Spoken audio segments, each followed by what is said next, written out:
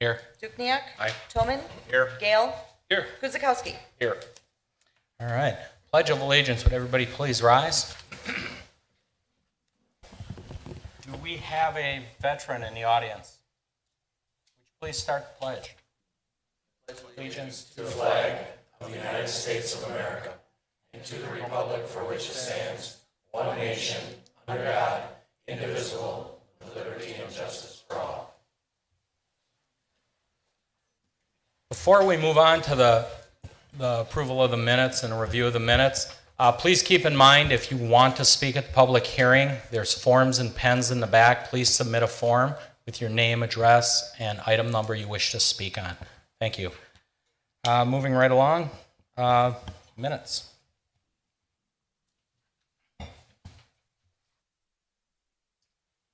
Yeah, we'll move to approve the minutes of the May 2nd, 2017 meeting. Guzekowski, second. Roll call. Alderman Lorik. Aye. Dukniak. Aye. Tillman. Aye. Gale. Aye. Guzekowski. Aye. Thank you. Moving right along, we have one proclamation to recognize. At this time, I'll ask the clerk to do a brief briefing on the proclamation. Council Proclamation number 17-08 is a congratulations to Elizabeth M. Heidke, 2016 Oak Creek Citizen of the Year. Whereas the Oak Creek Citizen of the Year Committee conducts an annual search for the person who, in its judgment, is most deserving of acknowledgement because of loyal, unselfish, and patriotic service to the community. The Oak Creek Citizen of the Year Committee has selected Elizabeth Liz Heidke as its 2016 Citizen of the Year, for which she will be duly honored at a recognition dinner on Sunday, May 21st, 2017. Liz Heidke is married to her husband, Will, and has two daughters, Sarah and Katie. While a resident of Franklin, the impact that Liz Heidke has had on the Oak Creek community, especially to the students, parents, and teachers at Meadowview Elementary School and Oak Creek High School, is enormous and cannot go overlooked. Liz Heidke has been employed at Meadowview Elementary School as the school's health room and attendance clerk for over 25 years, attending to each child with the same compassion and care that a parent would provide. Liz Heidke goes the extra mile, staying late to participate in after-school events, construct bulletin boards, and has been known to prepare elaborate birthday meals for staff. Liz Heidke has rendered countless hours of service working with the youth of Oak Creek and is truly deserving of this recognition. Now therefore be it resolved that the Mayor and Common Council of the City of Oak Creek hereby congratulate Elizabeth Heidke on being selected the 2016 Oak Creek Citizen of the Year. Be it further resolved that this proclamation be spread upon the minutes of this meeting, and that the city clerk be, and she is hereby directed to transmit a suitable copy thereof to Liz Heidke, dated the 16th day of May, 2017. Thank you very much, Catherine. And again, on behalf of the entire city and the council, we'd like to congratulate Liz and thank her for all her time and service. Just, if I may, a brief personal note. I've had the good fortune of knowing Liz for at least the last 8 years while my kids have been in the band program, and certainly she's been involved many more years than that, and can't think of a more appropriate person to be selected as Citizen of the Year. Even though she lives in Franklin, her heart is in Oak Creek. Well, that is great. And again, a good deed can come from anywhere, and you will be recognized for it. Even if you're from Franklin, Oak Creek, South Milwaukee, does not matter. So moving right along, we're going to move into the public hearings. We first have a rezone and conditional use. I'm sorry. We have to do a motion on the proclamation. Guzekowski will make a motion to accept Proclamation 1708. Congratulations to Elizabeth M. Heidke, 2016 Oak Creek Citizen of the Year. Dukniak, second. Roll call. Alderman Dukniak. Aye. Tillman. Aye. Gale. Aye. Guzekowski. Aye. Lorik. Aye. Okay. Moving right along, we're going to get into our public hearings. Item number 5 is a rezone and conditional use submitted by Ridge Community Church to rezone the properties at 6912 and 6912R South 27th Street from B2 Community Business to RD1 2-family residential and RS4 single-family residential to I1 institutional.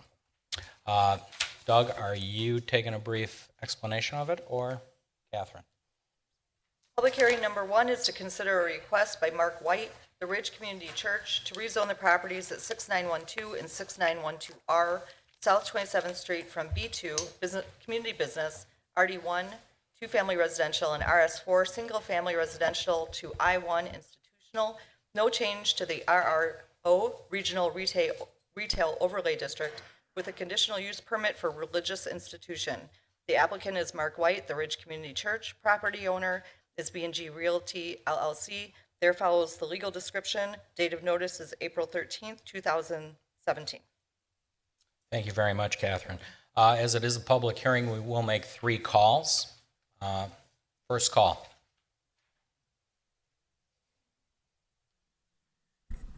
Well, hi, my name is Mark White. I'm the founding and lead pastor of the Ridge Community Church. And on behalf of everybody from the Ridge, we want to just thank you for considering us to be a part of your community. Hey, just a little bit about our story. We started 10 years ago. Really quickly, address, name and address. Oh, I'm sorry. I'm the Franklin guy whose kids go to Oak Creek, so I just want to let you know. I didn't want to say it because I didn't want to. So 3940 West Anthony Drive in Franklin, Wisconsin. Okay. So just a little bit about our story. We started 10 years ago, and we started with 24 people. And we started with 24 people with a little bit of a crazy dream, and that dream was to create a church for people who had either walked away or who had never been to church. And according to statistics, those numbers are continuing to go up. And so we just started out, and because that was my story. Well, we've been going for 10 years, and it's kind of cliche, but they say, by the grace of God, and it really is by the grace of God, and because we have great people, that 24 has grown into over 1,700 that come through our doors on a weekend basis, and nearly 300 families that actually have been coming from Oak Creek and the surrounding community, and that's why we want to be a part of this community.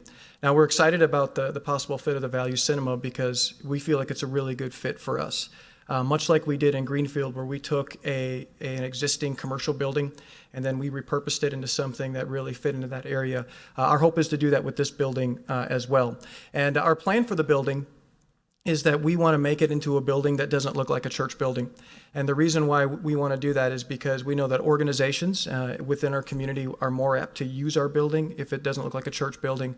We also want that building to fit into the area that it's going into, and God forbid if something should happen to us because it doesn't look like a church building, it just broadens the buyers that are more apt to buy it.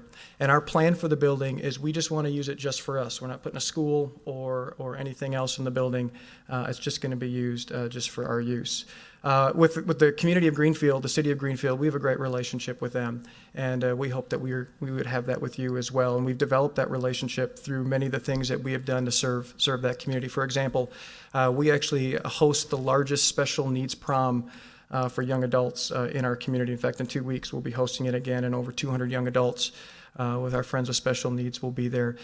We have really invested in the schools in that area, and our desire is to look for some of the schools that are under-resourced. I know all the schools are under-resourced to a degree, but those schools that are under-resourced, that serve under-resourced families, to really go in and to help them raise money, not only to help the families, but to help the school as well. And we do something every year that's been kind of a staple for us. It's called Live Big.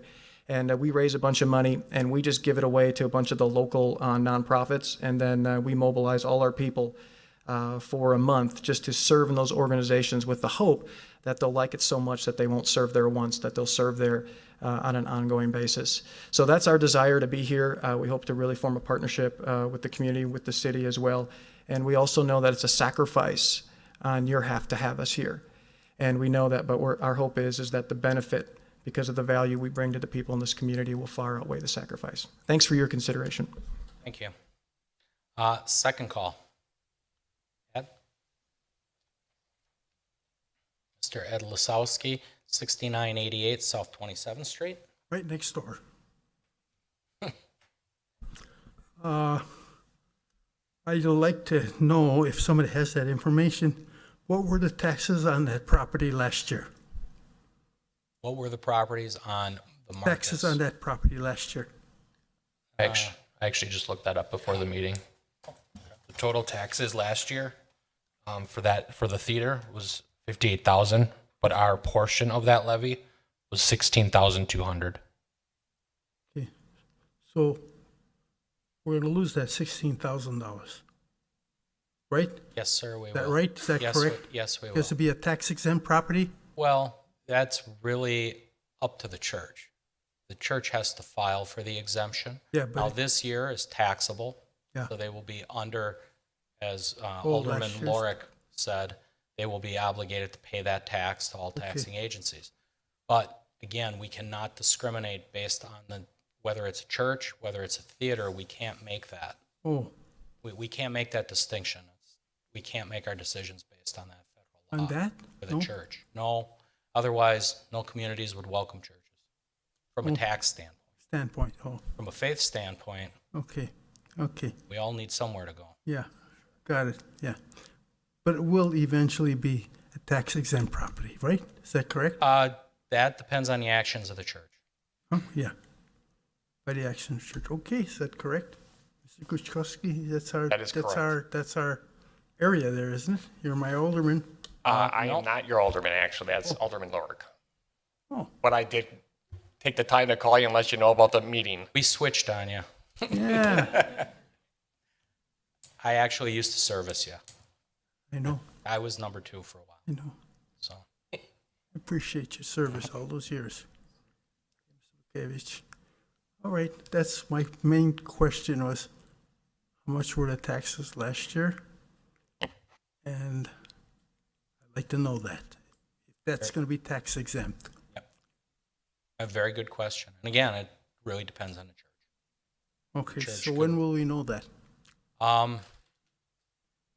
Next year, Next year first? I would think. Because they're still, again, they're in tax year 2017, that'll carry over. They'll be liable for that. I just want to let you know I pay $13,000 in taxes. You know how much Social Security that is of mine? It Yeah. takes quite a bit, I realize that. Yeah. Just want to let you know I'm paying $13,000 in taxes. My taxes are up to date too. Thank No you. arrears. We appreciate that. I know you do. Okay, Dan. Thank you. Okay, thank you. You know who I am, right? Yeah, we got you. You're one of the oldest living, how can I say this? Oldest residents in Oak Creek. You've been here, what, 55 years? Well, before we became a city. Oh, I remember the fight. Then you're over 60. I remember the mayor hiding. Remember that? He had to hide. Not me. I hope I don't have to hide. Is that correct? Truth. That's the truth. He had to hide. Milwaukee was coming. We had to hide. Yep, that's the truth. Served the veterans many years. 16 years. Well, thank you, Ed. Yay. Appreciate that. Third and final call. Okay, with that, we will close the public hearing.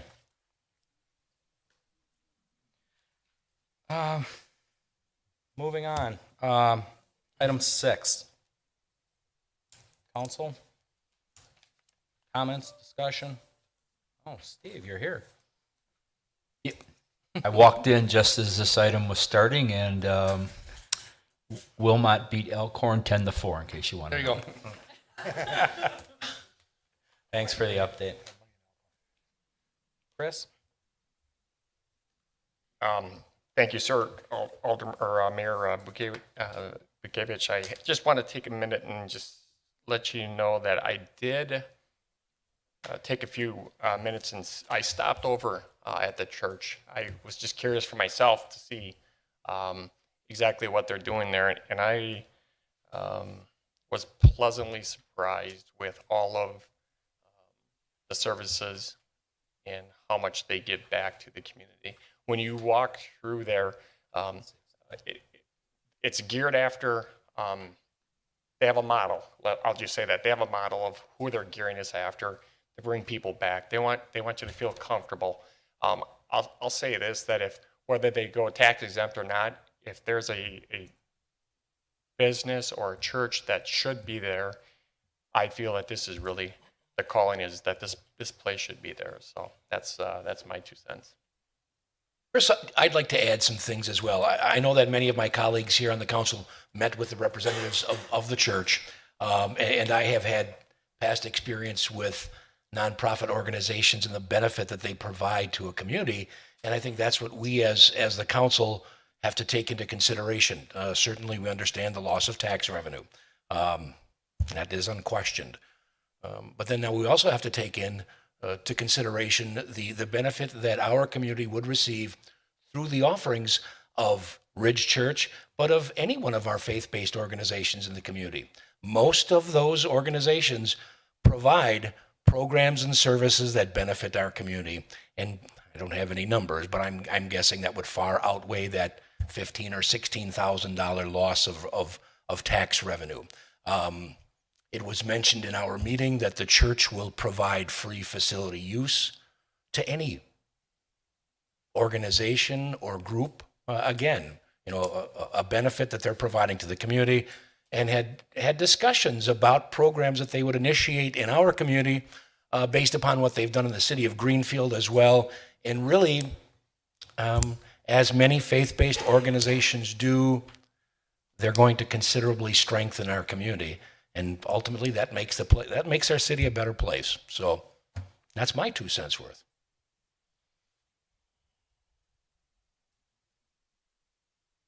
Thank you, Rich. Anybody else?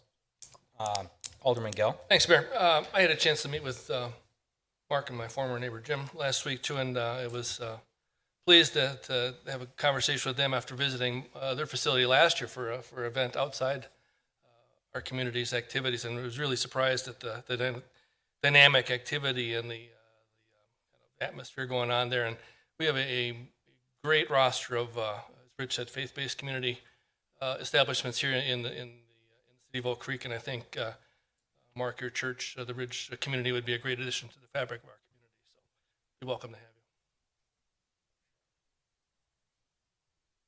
With that, I met with the Ridge, I think it was already last spring when they were eyeing up the property. They laid out their plans. They were very, very well planned in what they were going to do. It took them a while to get there, but again, they had their sights set on the greater good for the community. So I think they'll be a welcome addition. The theater itself has struggled over recent years. There's been a number of break-ins there. Hopefully a religious organization won't experience the same thing that went on at the parking lots of the theater. All they knew people were there. So again, we wish you well if the vote goes your way. So, with that, I can entertain a motion. Oracle motion to consider ordinance number 2851, approving the rezoning of the properties at 6912 and 6912R South 27th Street from B2 Community Business, RD1 2 Family Residential, and RS4 Single Family Residential to I1 Institutional. No change to the RRO Regional Retail Overlay District with a conditional use permit for a religious institution. Guzekowski, second. Roll call. Alderman Toman. Aye. Gale. Aye. Guzekowski. Aye. Kirkowski. Aye. Lorick. Aye. Dukenyak. Aye. Excellent. Thank you. Welcome and good luck.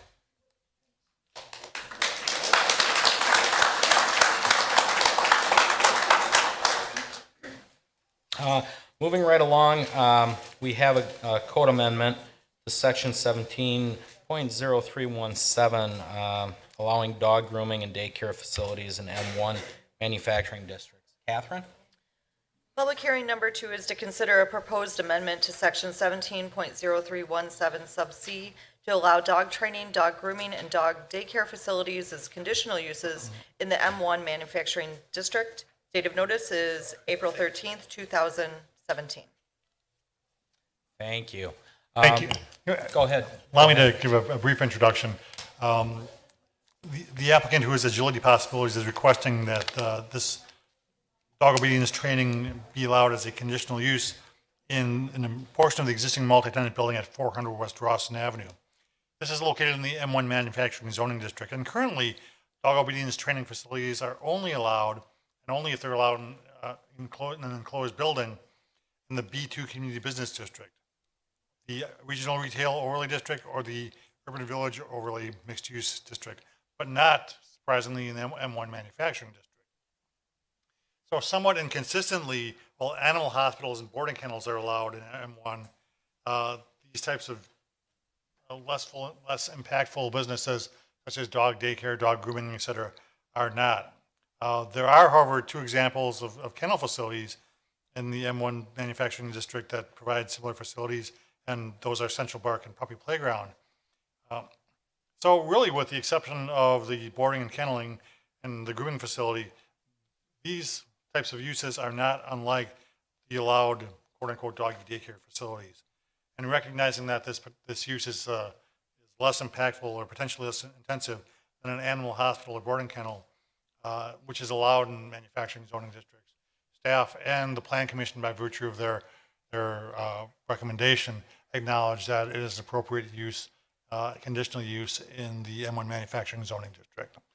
So this is a public hearing, and if anyone has any questions or comments, I would ask that you please fill out an appearance form, hand it into the city clerk. When your name is called, please proceed to the podium to give your comments. This public hearing is now open. Thank you, Doug. We will now make 3 calls. First call. Second call. Third call. Okay, seeing nobody wishing to speak, we will close the public hearing and we will move on to item 8, consider of ordinance 2850, allowing for the dog training and grooming in the dog daycare facilities as conditional use in the M1. We'll open it up to council for questions, comments.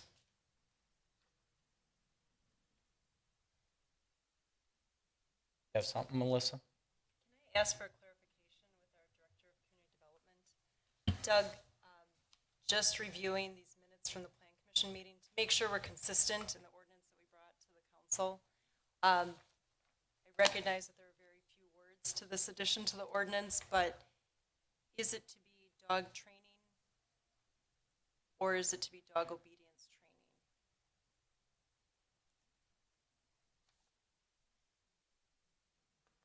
And I guess my clarification is, if it is to be consistent with what was adopted at Plan Commission.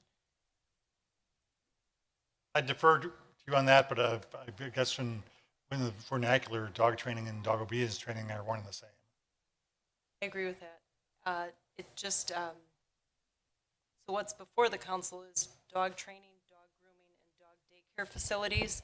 And I just wanted it clear, because it was brought to my attention in terms of the minutes. And I would submit that dog training is more general perhaps than dog obedience training. So if that was the intent, I think that certainly encapsulates it. And I guess in looking at what was before the Plan Commission, if this is consistent, then as a response to the question that was raised, I think that we are covered. Yeah, If I the mean, we can council's do what we comfortable want. with It was a that. recommendation. Right. So dog training seems to be more useful. I think I would agree with Alderman Gell. Training could encapsulate getting a dog housebroken, something of that nature. Whereas obedience would be stay and things of that nature. So, any other discussion, Chris? Do you remember the discussion at planning? You know, it seems that when we were talking about it at Plan Commission, it seemed that some had already applied to the ordinance or to the areas that they were in. And so they were just trying to make sure that it can be used by all of the above type of thing. Again, I would defer towards the more general, given the fact that this particular type of obedience training is agility. I would hate to have, oh, you're not obedience, you're agility. You can't do that here. So Good point. I think the broader term is Right. I agree with Ken. No, and I think we've seen this in the past where we're utilizing these M1 district buildings to be more user-friendly to folks who are looking to entertain or be entrepreneurial. So I'm happy to oblige with some flexibility here. Way to repurpose. So. Anything else? Okay, motion. Yeah, we'll move to approve ordinance 2850, amending section 17.0317C to allow dog training, dog grooming, and dog daycare facilities as conditional uses in the M1 manufacturing district. Guzekowski, second. Roll call. Alderman Gale. Aye. Guzekowski. Aye. Kirkowski. Aye. Lorick. Aye. Dukenyak. Aye. Toman. Aye. Okay, moving right along, we have a presentation from Millman. Bridget? Thank you. Every other year, we have the requirement based on the Governmental Accounting Standards Board to complete this actuarial report. That is something that reviews our benefits as well as our post-retirement benefits for our employees and our retired individuals. So it's that time again. We have our report in front of you as of January 1st, 2016. This is taking into account any contract changes that we had in our last 2 bargaining agreements, any of our personnel manual changes, as well as our current benefits. So the count of employees that we have in this report are 251 active and 172 retired individuals. So this report is really a good snapshot and the information in the memo of the amount of work that we have done in reducing our unfunded liability in this process. So you can see from 2010 to 2016 that we have reduced by 49.59%.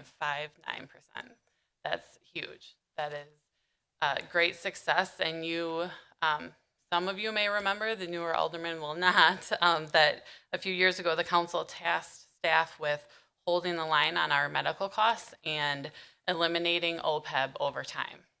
So at this point, we have successfully hit our cap of what we can adjust for the most part on the OPEB, the big ticket items. So we will end up seeing this bell curve come down and this liability be reduced to 0. So that is a really big process and a great success. In the bottom of the memo, you can see what the report is detailing in terms of our normal costs and close to our annual costs, which has been reduced as well since 2012, down to roughly $1 million. So also a good sign. We brought this report to Finance last month and reviewed it with them. We had a few questions that we posed to Milliman for them to come in and cover with us tonight in hopes of giving you a little more of a perspective on that. But just to give you a little bit of history to understand why these numbers were reduced every 2 years, we have done things such as changing our Medicare reimbursement so that there were no new spouses covered with those Medicare reimbursements. We cut down the sick time banks from some of our existing employees at that time. We also moved to a PTO plan versus sick time and vacation time. So all of those items over the years have reduced this liability that we have. So with that, I would like to bring the gentleman from Milliman up and have them answer the questions that we posed from Finance Committee in an effort to give you a little more understanding. Good evening. Gentlemen. My name is Steve Hansen. I am with Milliman. I am a health actuary. So my portion of this job, of this project, is to develop the underlying health claim costs that are used in the projection by Tim Blake. I used information that was provided by Bridget in order to do that, and then pass those costs on to Tim, who then went on to do the projections. Tim Blake. I'm also an accredited actuary at Milliman. I'm a retirement actuary. Pull that mic closer. Sorry, I'm a retirement actuary at Milliman. So combining with, so Steve he does the health analysis side, does all the claims that we expect to be paid to all the participants in the future.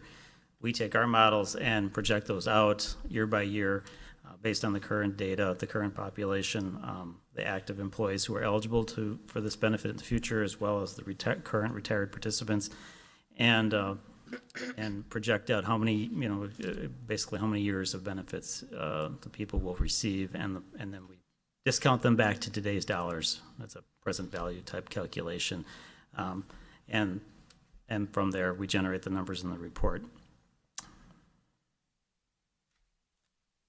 So the questions that were passed on to us is what does the unfunded liability mean? I'm going have Tim answer that. Sure. So I know you've got some summaries in front of you and also a one-page summary that we brought along. But what we do is the total present value of future projected benefits as of January 1st, 2016 was about $56 million. And that has come way down, as Bridget was kind of outlining earlier, over the last 6 years. We are required under the GASB standards to sort of allocate that for each active employee based on their service. So the the accrued liability part is just based on current service. You take your, say, an active's total present value of their benefits and prorate it on their current service over their projected service, plus add in the liability for the retirees. So that the 56 million comes down to about 45 million of accrued liability. Since the city is not funding this liability, the entire 45 million is considered an unfunded accrued liability. As far as, it may sound like, well, it's unfunded. Is that an issue? The majority of entities under GASB 45 or under the GASB standards are not funding this liability. Some are, but definitely the majority are not funding it at this time. So that is, you're still within the majority of not putting away any money at this point for these benefits. So the second question that was asked is, where do you rank in terms of the unfunded liability numbers? And we gathered a few numbers relative to other local municipalities, and I think there was one county in there that we do these same studies for. And when we look at it, obviously we have to, someone like a larger city than you is going to have a larger number, but they're going to have more people. So the way we looked at it was to look at it in terms of what is the unfunded liability per the number of participants that it's being spread across. And in those cases, I would say that your number is slightly higher than the average, but not significantly higher than the average in those terms. Sure. What is the average when you refer to average? The average, so your number is about $106 million. I mean, $106,000, excuse me, $106,000 per participant. So what's the average? And the average is probably around 90 to 100. Some organizations or some municipalities, counties are going to be lower. They may have been very aggressive in terms of what they're, providing in terms of care to their, or in terms of access to insurance to their retirees. Others are far more, have not cut back as much as you. Are you seeing that average kind of across the board moving in the same direction that we are? Yes. Yeah. The only thing, I'm just going to add, it is a very wide range. So it's safe to say when you look at that number that we've come from and that we've gone down to, we were, in layman's terms, we were way out of whack before at the 90 million level that we were at. Is that safe to say? Way out of whack. I'm not sure if that's that extreme, but you were definitely, you were higher before. Yeah, twice as high. But everybody is coming down as well. Okay. The third question put in front of us, if there is any initiatives at the state or federal level that may force communities to deal with the unfunded liability. And at this time, there is no initiatives to fund this or any proposals out there that would suggest that districts or municipalities are going to be required to fund this. I think that would probably be something at the state level that would happen if it did. But at this time, there's no initiatives there. So what we're doing is we're just doing an accounting valuation. We're reporting this for your accounting purposes. And one thing sort of related to this, that I did want to just mention is that the accounting standards are looking to have entities put the unfunded accrued liability onto the balance sheet. Currently, it's not exactly straightforward, but there's another term that's in the current standard called GASB 45, where the balance sheet liability is referred to as the net OPEB obligation, and it's sort of a modification of the unfunded liability. It's an accrual over time, but you don't get all the way there. So right now, that number is closer to 29 million. Under the new standard, so they passed a new standard which will be effective for your reporting for 2018. So the next time we do evaluation, we'll be under the new standard called GASB 75. And there, the balance sheet will need to be equal to the unfunded accrued liability. But I do want to heavily caveat that they've also are going to be instituting some changes in how the unfunded accrued liability is calculated. So it won't be as simple as saying, well, your unfunded in 2016 is 45 million, so that's an estimate of your unfunded liability in 2018, because the methods and the assumptions are going to be different. So while that may be a ballpark of what the number would be, I really can't say that it's going to be higher or lower or equal to that number. So I just don't want you to think that that's where you're going to end up in 2 years, because it's subject to change, and it could change significantly. But that is one area where the accounting group has taken to basically force entities to reflect the full unfunded accrued liability on their balance sheet. Talked a lot about projections and a lot about forward-looking, what could happen, real dollars, real what's actually happening in our budget right now in terms of retirees. We are on a pay-as-you-go basis. So we budget for our retirees, we budget for the insurance related to the retirees. That is annually to the tune of 1.4 million. So just to kind of bring it full picture, these guys get to project. I get to live in actual. right now there's 1.4 million. So that is where we're sitting in our budget currently.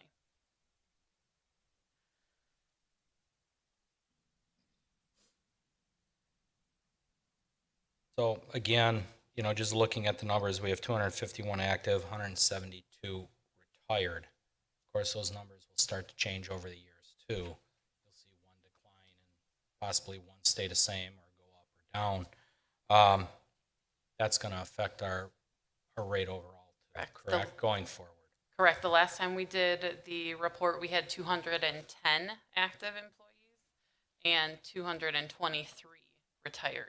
So yes, you're starting in again proportion, that bell curve. We're starting to get on opposite ends of the balance there, which again will drastically start to lower us. Did you take into account average age of our retirees?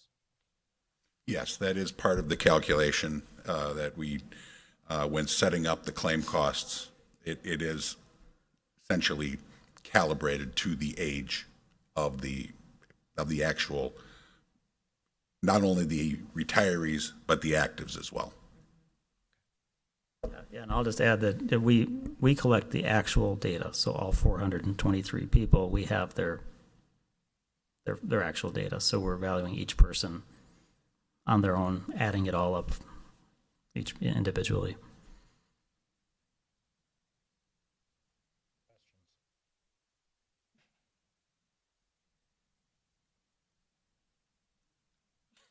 I think that's it. All in all, though, are we on the right path? Are we moving in the right direction? I guess that's a question for the general public. I would say yes, you are. You are working to get this liability in a downward direction, get it under control. And really, realistically, we will have some liabilities for the next 20 to 25 years with our current employees. Yes, it's and this is true for all municipalities, that it's kind of a glide path that gets you there, but it's in the tens of years. Okay, thank you. Anyone else? Dan, I just want to add, this whole process has been going on for, I think, 6 years, you said. Kicked off with activity that SIG in the audience developed out of the Finance Committee several years ago with the 3-year financial plan in its first iteration and the mandate to staff here to plan and attack the ongoing OPEB unfunded liability. We've done some pretty heavy lifting in terms of personnel and contract actions here to get after that number. It's been some contentious and some controversial things that have taken place to get some progress on that number. But all in all, it provides some opportunity and flexibility for the citizens of this community moving forward to get ahead of that curve and make some proactive action on that. So we appreciate your help in that process. And Ken is right. As a council, we didn't do it alone. Staff was there, but more importantly, the employees were there because we did have to create a new culture with some of the changes we did. Some of it through negotiations and some of it was implemented, so to speak. So really, everybody pulled together to accomplish these goals and move forward as a community. So, thank you. Thank you.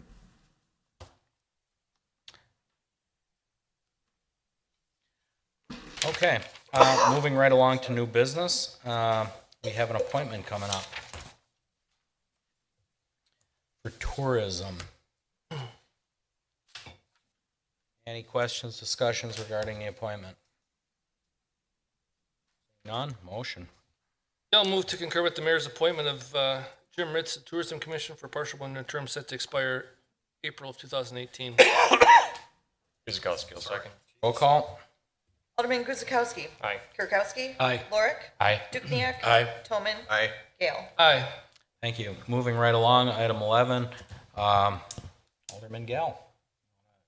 Just some clarification, Mayor, on some of the appointments and chairmanships of the couple of the committees involved on the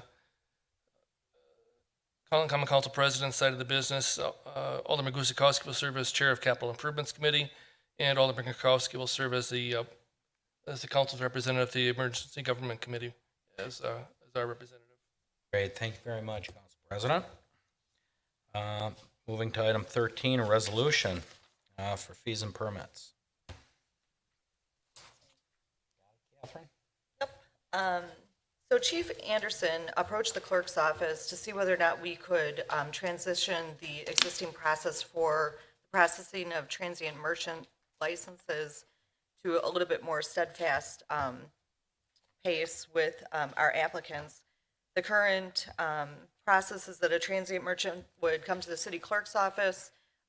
They would apply to become a transient merchant. We would then submit a background check over to PD.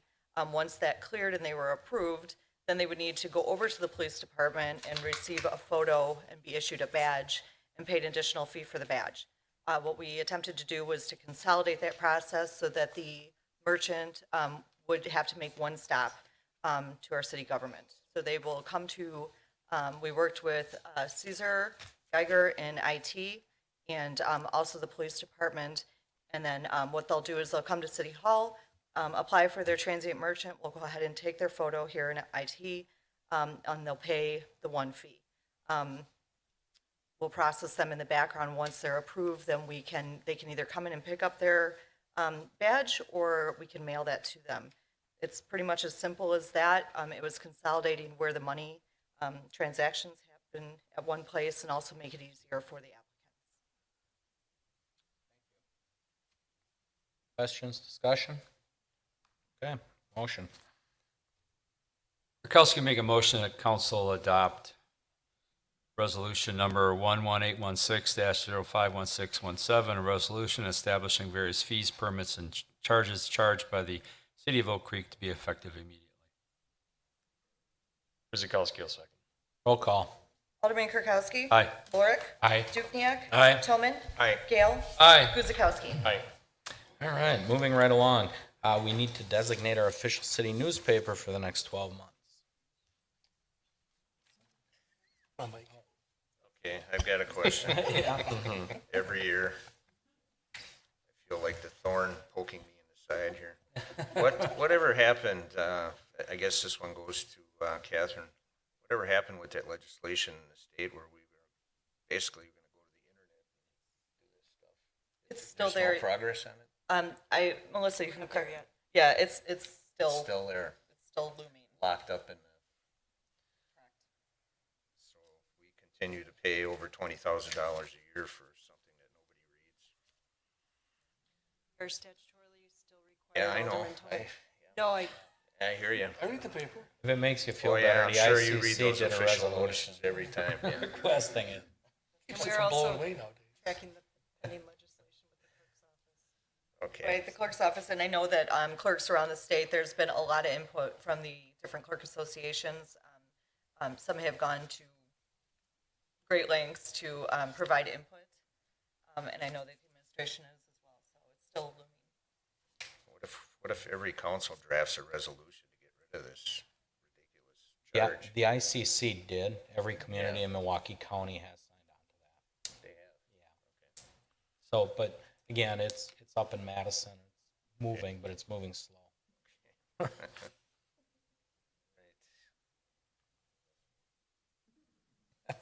Next year. Until next year, then. Seeing no further discussion, motion, you ready, Ken? Is Mike gonna make the motion? No, he's not gonna make it. No. Gail will move to designate Gannett, Wisconsin Media, Milwaukee Journal Sentinel, Oak Creek Now to serve as the official city newspaper for the next 12 months. Oracle second. Roll call. Alderman Lorik. Aye. Dukniak. Aye. Toman. No. Gale. Aye. Guzekowski. Aye. Kirkowski. Aye. Thank you. Moving right along, we have our vendor summary report.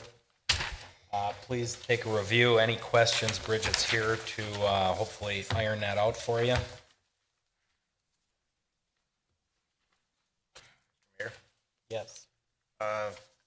This one goes to our engineer, Mike Simmons. Number 9 and 15, you got those in front of you, Mike? How are we doing at the lakefront? There's a couple of big ones on here. First one is Edgerton. Yes, we are starting to see things take shape. The bulk of the work up until probably about 3 weeks ago was purely earthwork. All the soil, the clean soil that needed to be brought in from the quarry has been brought and placed, and so now some of the structures are being constructed. So we're moving along. We're not where we expected to be when the project started early last fall, but things are moving. We just need to have it stay dry for a while, and we got a nice reprieve for about 8 days with no rain, and then of course we got hit last night. So 15 falls in that same category. that's correct. These Rosh is the one that's doing the company that's doing the structures. So they're making progress. The pavilion is underway.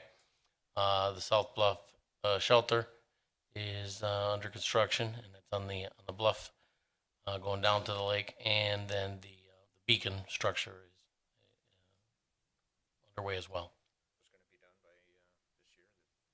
The pavilion is going to be the last to be completed, and that is looking like that may even spill into early next year. But by that point, we're talking it's all enclosed. They're working in the cold. So when I say next year, it's not like we have to wait through another winter and they will fire up again in the spring. It'll be completed December, January timeframe. Bridget. Just in terms of items number 13 and 14, our practice is any bill that's over 5,000 that we're paying comes on front of this report just to make sure that everybody's aware of it. Item 13 and 14 are items that were approved by the Tourism Commission, so that still runs through our ledger. This isn't something that we have a say in or something to reject. That is why I've noted Tourism Commission behind it. Just on a practical basis, if you're going through your vendor listing or your payable listing, anything that has a number that starts with 56 is Tourism Commission. So even the items that are under 5,000, anything that begins with 56 is related to tourism. Thank you. Steve? Bridget, item 16 is that particular project. We're going to not see much more expenses incurred for that. I can take that one, Alderman. Yes, that is actually through a progress billing through February before the work was stopped. So that is the last we should see. They've been put on notice that we are no longer interested in pursuing that project. So I kind of thought that. Thank you. yes. Nothing else? Motion? Yeah, we'll move to approve the 2017 vendor summary report in the amount of $871,836.85. Guzekowski, second. Roll call. Alderman Dukniak. Aye. Toman. Aye. Gale. Aye. Guzekowski. Aye. Kirkowski. Aye. Lorick. Aye. Okay, moving right along to community development. Item 16 is consideration of a resolution creating and describing and making certain findings and approving the project plan for tax increment district number 13. Andrew or Doug? Thank you. I'll give a brief introduction. First of three resolutions before this evening is a resolution which creates and describes and approves the project plan for TID 13. TID 13 is known as the TIF district for Lake Vista. And I would like to introduce to you, if you haven't met her already, Jolena Presti from the firm of Vanderwall and Associates. They have been retained by the city to assist us in the preparation of the project plan for this district, keeping in mind that 13 was created as a recipient district with TID 6 being a donor district. And that relationship will be explained to you in the project plans as well as part of this presentation. So with that, I know Jolena has a brief PowerPoint presentation on each of the two districts, at which point we'd be happy to open that up to any questions that the council might have. And we look forward to some discussion and a vote on the resolutions. Jolena? Great, thank you. It's on, okay. Thank you for having me. Jolena Presti, Vanderwall and Associates. Our office here in Milwaukee is at 247 Freshwater Way, Milwaukee, Wisconsin, 53204. And as Doug gave that nice introduction, I'm just going to go through the first, the creation of TID district number 13. And do I control the thing? Or Good, I suppose. For you. Sorry. Is there a way for me to do it here? Perfect. Then I don't have to bother.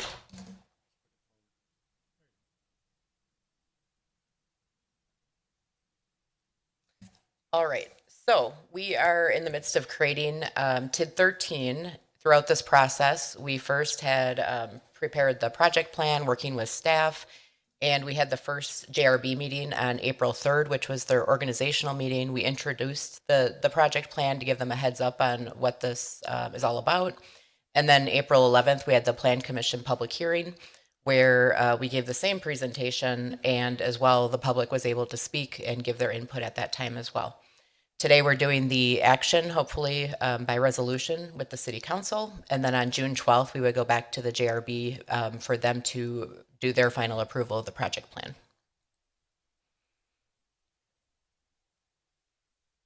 Just the circle. There we go. Okay. So when you create, I know Oak Creek's very familiar with creating TIF districts, but I'll just go through briefly what is required when you create a TID. First, you establish boundaries, you declare the type of TID you're creating and the term for that district. You demonstrate a but-for finding. You need to demonstrate consistency with zoning in your comprehensive plan. You determine your project costs and expenditures and detail those in your project plan.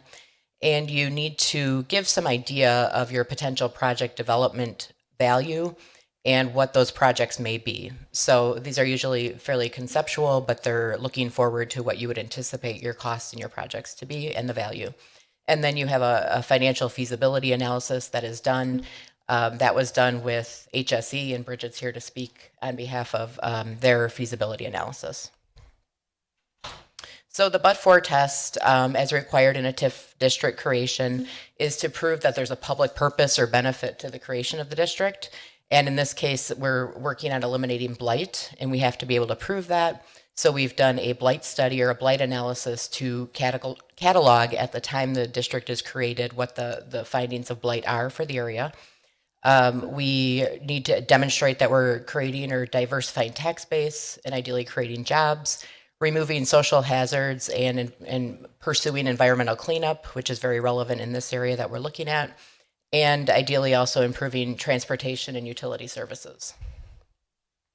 So why create TIF 13 now? At this time, we are coming to the end of your spending period for TID 6, which I'll get into in the second presentation. But now is a time where you can amend TID 6 to become a donor TIF district, and you would create TID 13 as the recipient. So that's what's being proposed here. And the purpose of that is to use excess or unexpected revenues that have been accrued in TID 6 over and above what you expected to pay for the significant eligible costs that have occurred in the TID 13 area, primarily related to the environmental conditions, and that those costs have gone into engineering, cleanup, and legal fees over time. So right now you're setting the stage. You could create this TIF district simply to create the donor and recipient, but we're also seeing this as a time to set the stage to build off of all these years of cleanup and site prep you've been doing to launch the next phase of redevelopment in your community, hopefully in this lakefront area. So on the screen, you'll see the proposed TID 13 boundary, the yellow line in the larger map, and that's 505.11 acres that are non-wetland area. There are 36 parcels, and this is predominantly former industrial and park and open space. The inset map down at the bottom left, that is indicating the half-mile radius of the boundary. And the relevance of that is if you include in your project plan that you may spend costs from this TIF district within that half-mile radius, you can do so. So that could be if you're trying to do a continuous streetscape or an infrastructure that really wouldn't make sense to just stop at the boundary. You're allowed to spend money from that TIF district within that half-mile boundary. So some of this is repetitive, but total parcels, the total non-wetland acres, your base value is about 4.5 million. The percentage indicated as blighted is about 69.7%. You have to have 50% of your area declared blighted or more.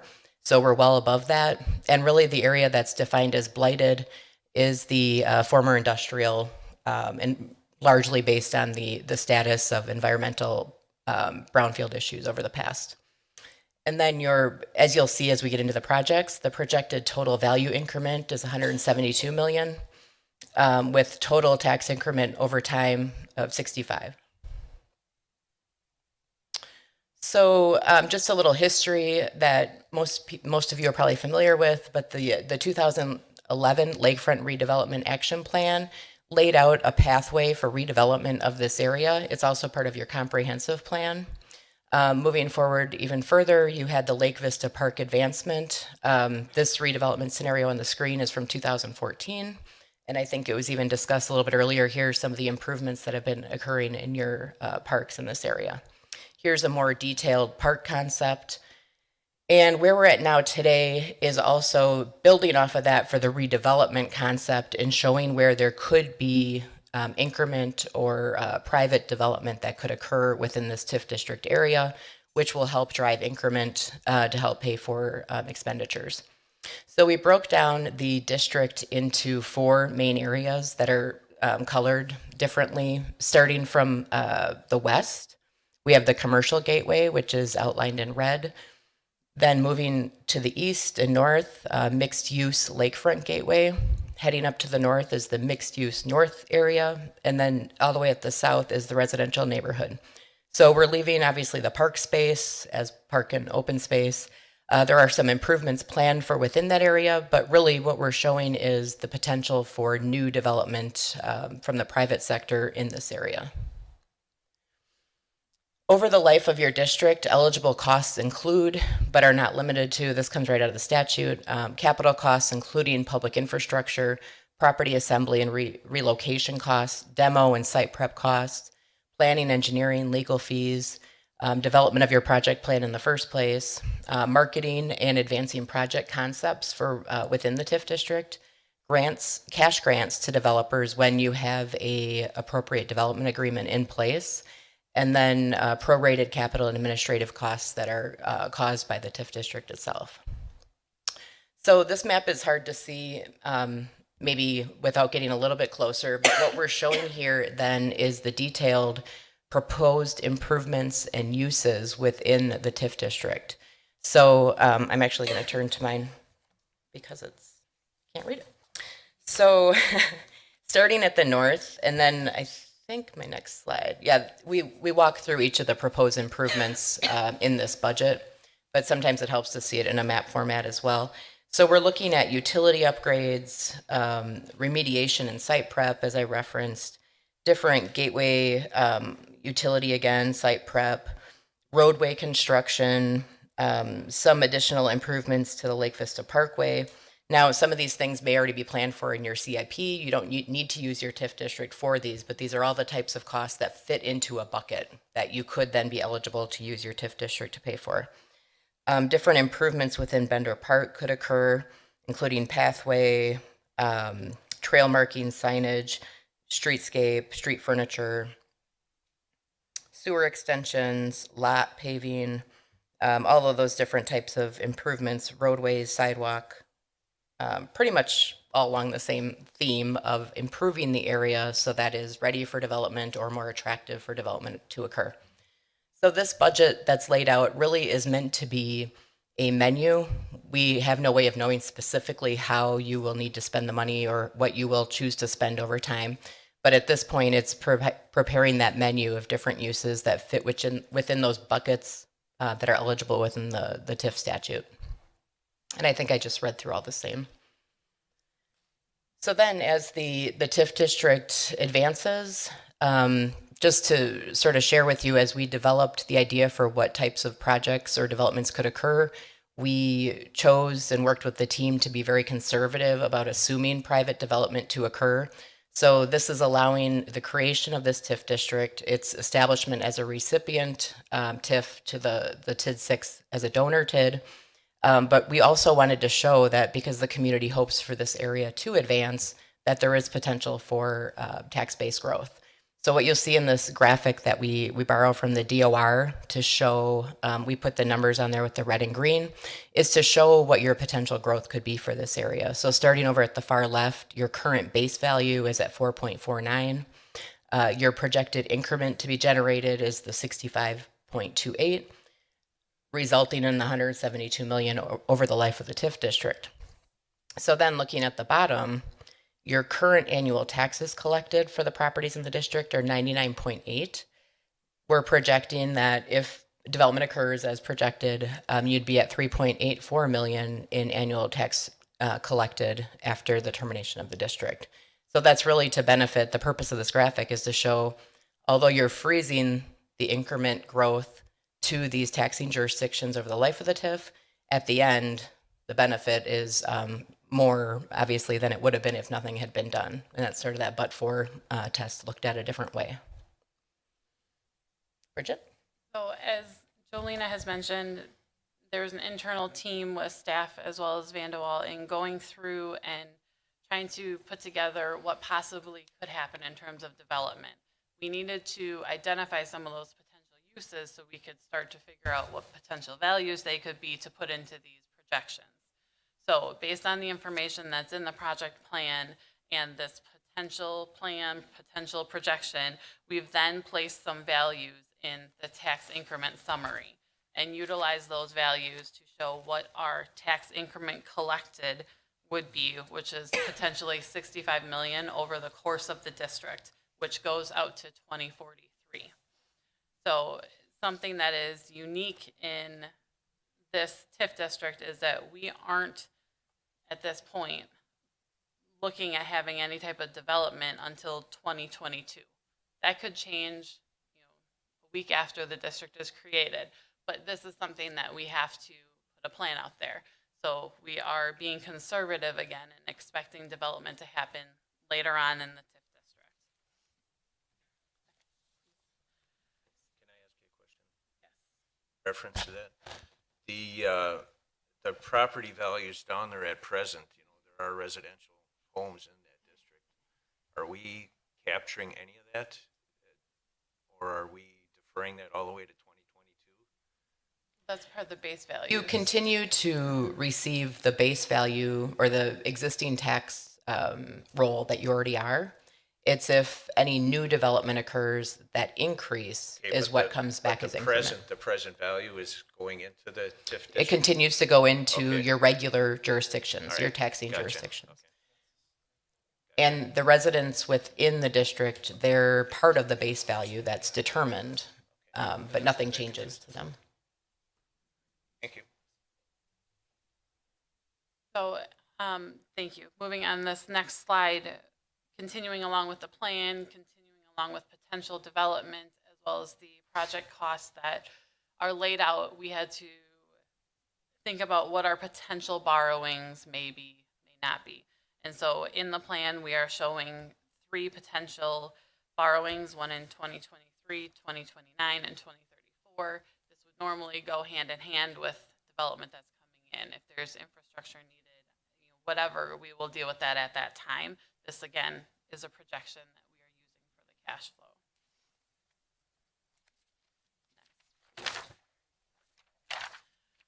So this slide is a nice summary of looking at our sources of funds, the revenue coming in. You can see your tax increment based on the value projections in the prior slides.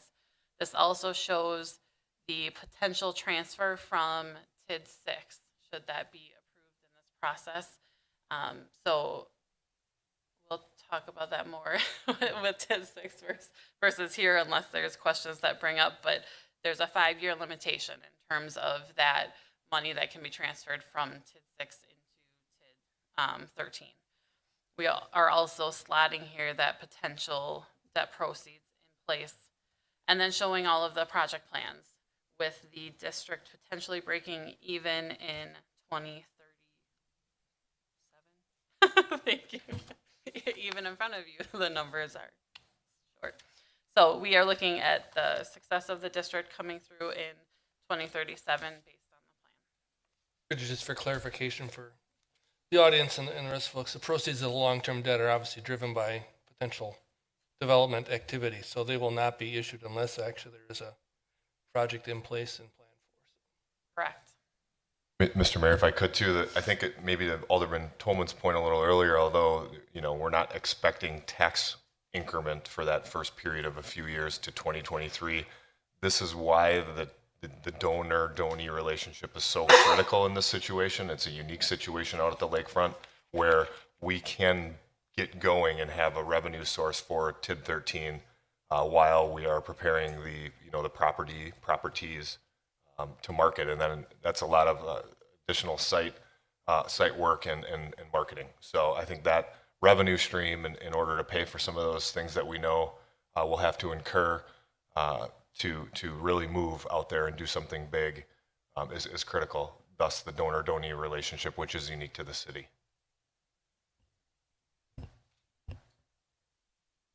So then within the statute, we're required to include in the project plan the impact on overlying taxing jurisdictions. So this spreadsheet or table lays out the different taxing jurisdictions, what their annual tax rate is, and the taxes collected on the base value, which again, they would continue to receive the taxes on the base value. And then it shows the total tax increment collected over the life of the district. And then at the far right is the anticipated increase in annual taxes collected after the TID closure by jurisdiction. Just to make sure everybody's, aware of what is occurring and it's spelled out clearly. So then the last part, because this is created as a blighted TIF district, which is required in the process of creating the donor-recipient relationship, we did need to go through a blight analysis, and listed here are the specific findings or criteria for blight definition. And I always like to point out that this does not mean that property owners or all property owners are neglectful.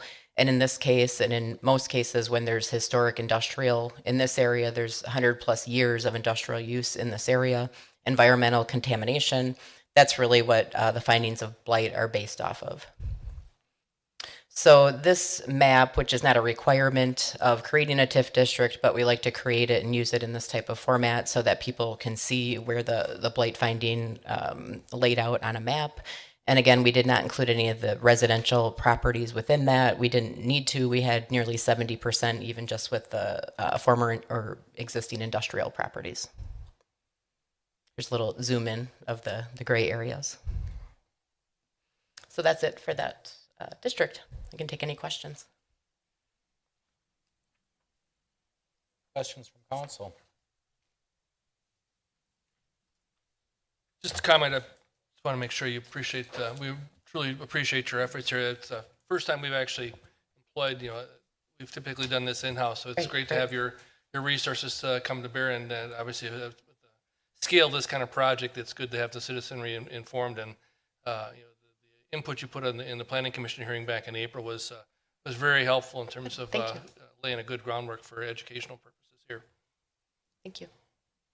Steve? I have no questions, but I have a comment when general comments are appropriate. I too would like to thank you. I mean, it was very well laid out, not only from our staff, but you. And again, this is kind of new territory for us on this type of arrangement, but it really puts us in a position to do something, and it is very important.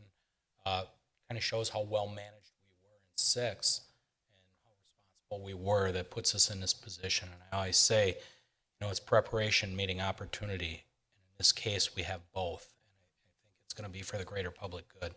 But you broke it down really understandably. If I can get it, I think the general public can get it. So thank you for that. So, any more comments? Questions? Steve? Just general. Oh, go ahead.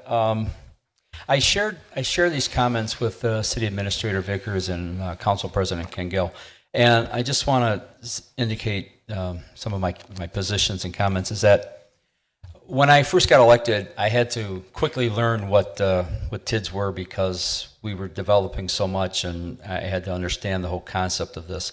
And by way of disclaimer, I am certainly not picking up the banner of the former alderman here. So I just want to make that clear for what that's worth. But as I see us getting yet another potential TID district, it just concerns me that the tax revenue generated by businesses in the current TIDs and the money is going back to retire the TIF districts. To me, it's beginning to put a burden on basic city services with regards to police, fire, street, city services, streets, and parks and stuff. Because, take Drexel Town Square, for example, while we're not generating that tax revenue, it's all going back into the TID. We're still plowing the streets. We're still taking care of the grass. We're still shoveling sidewalks. We still have police response to whatever may happen. Fire department, God forbid they ever have to come to any of these places, but nonetheless, they're part of the mix. We've got IKEA that's going to be developing. We don't know. We have no idea what that area going west from IKEA is going to develop into, and if that's going to become yet another TID district, or what's there is going to expand. If the properties at northwest corner of 13th and Drexel get developed, are those people going to want to create a TID district there? So as we create all these nice developments in the city, and all these people are coming in, and we're getting all these businesses and so forth, the basic city services struggle to find the necessary funding to handle the increase of city services. So I just wanted to say that's my position with regards to yet another TID, and precisely when it's out on the lakefront. Gosh, if I had the money to build a condo where I could wake up every morning and see sunrise over Lake Michigan, I would, because it's a beautiful sight. But perhaps I'm a little naive in saying that I wish we would develop that area as it sits right now and have people say, this is such a great area, we want to come in and build the place, and we don't want any city assistance, because if we're going to create this TID, these places are going to come in and they're going to go, what handout can you give to me to build a residential development And now we've got a residential development inside this TID that's not paying taxes, yet now is going to draw on the taxes or the needs of the city, police, fire, now schools. That's my concern, is that whether or not we've reached a point where we've got too many. Not because we don't want to stop development and have all these places come into Oak Creek.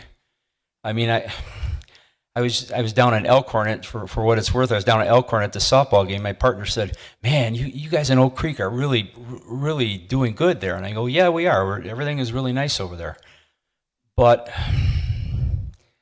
I just don't want us to be a city full of TIDs, and then for 20, 25 plus years, we don't reap in the money that we need for police and fire and basic city services. I mean, I'll be 80 plus years old when some of these TIDs are gone, and I think the city's going to be awash in money because suddenly we're going to get all this tax revenue.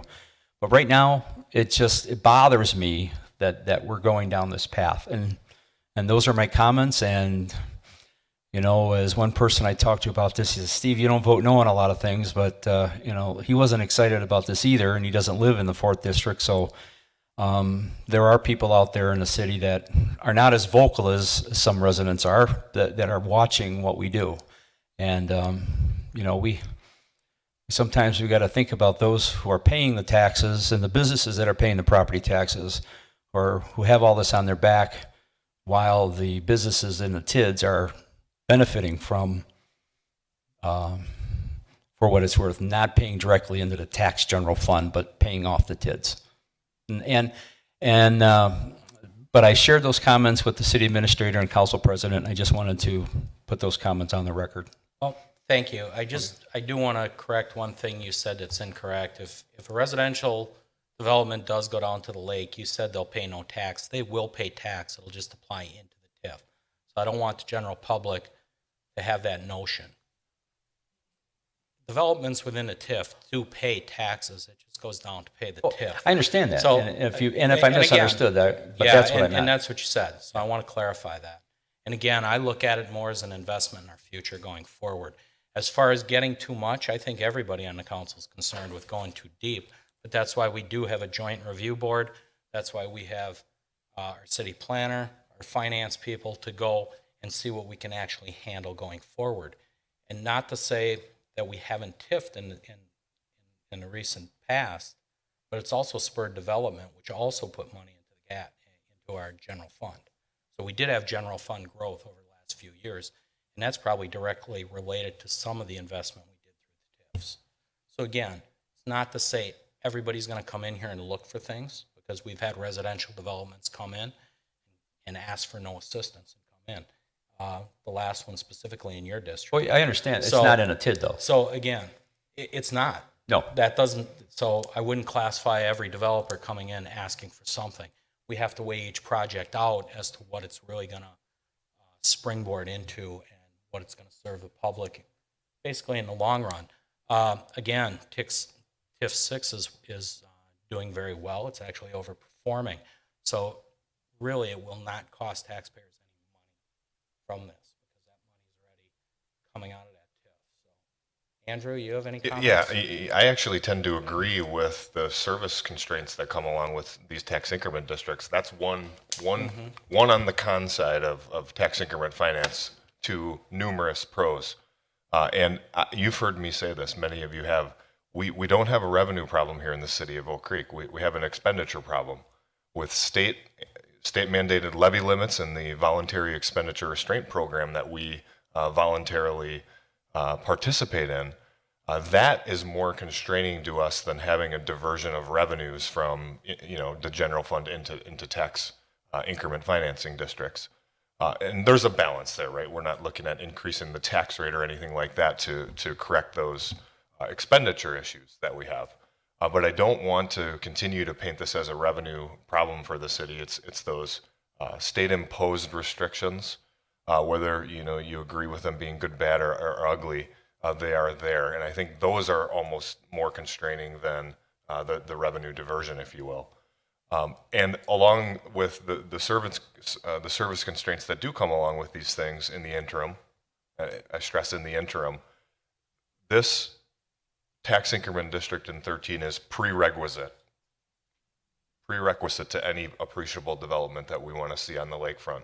And I think the community has spoken. I've heard and read the history of the surveys and what the public expects of the decision makers in the community down at the lakefront. And that's where I drop one of very few arrows in the quiver for local governments to do big economic development in their communities to meet community goals that they have. That's present in this community it's our mandate to make that happen and open up the lakefront for recreation, for development. So a little bit of interim pain with a very, a very long-term, sustainable, meaningful benefit to the community. Great, thank you, Andrew. I could add too, there is something in place in the state statute to prevent communities from over-tiffing themselves, and I referenced the number on the bottom of page 8. Communities can only have up to 12% of their equalized value within a TIF district, or within TIF districts overall. And even with TID 13, we calculated that you'd be at 3.17% of 12%'s the top. So we got a little ways. You're to go doing to fine. I'm not suggesting, do a bunch more, but just you're doing okay. And that helps to make sure people or communities are not over committing to TIF districts in a way. Doug? And just to kind of go off those comments, I mean, this is the city's, or would be the city's 13th TIF district. And understand people say, wow, that's a lot of TIF districts.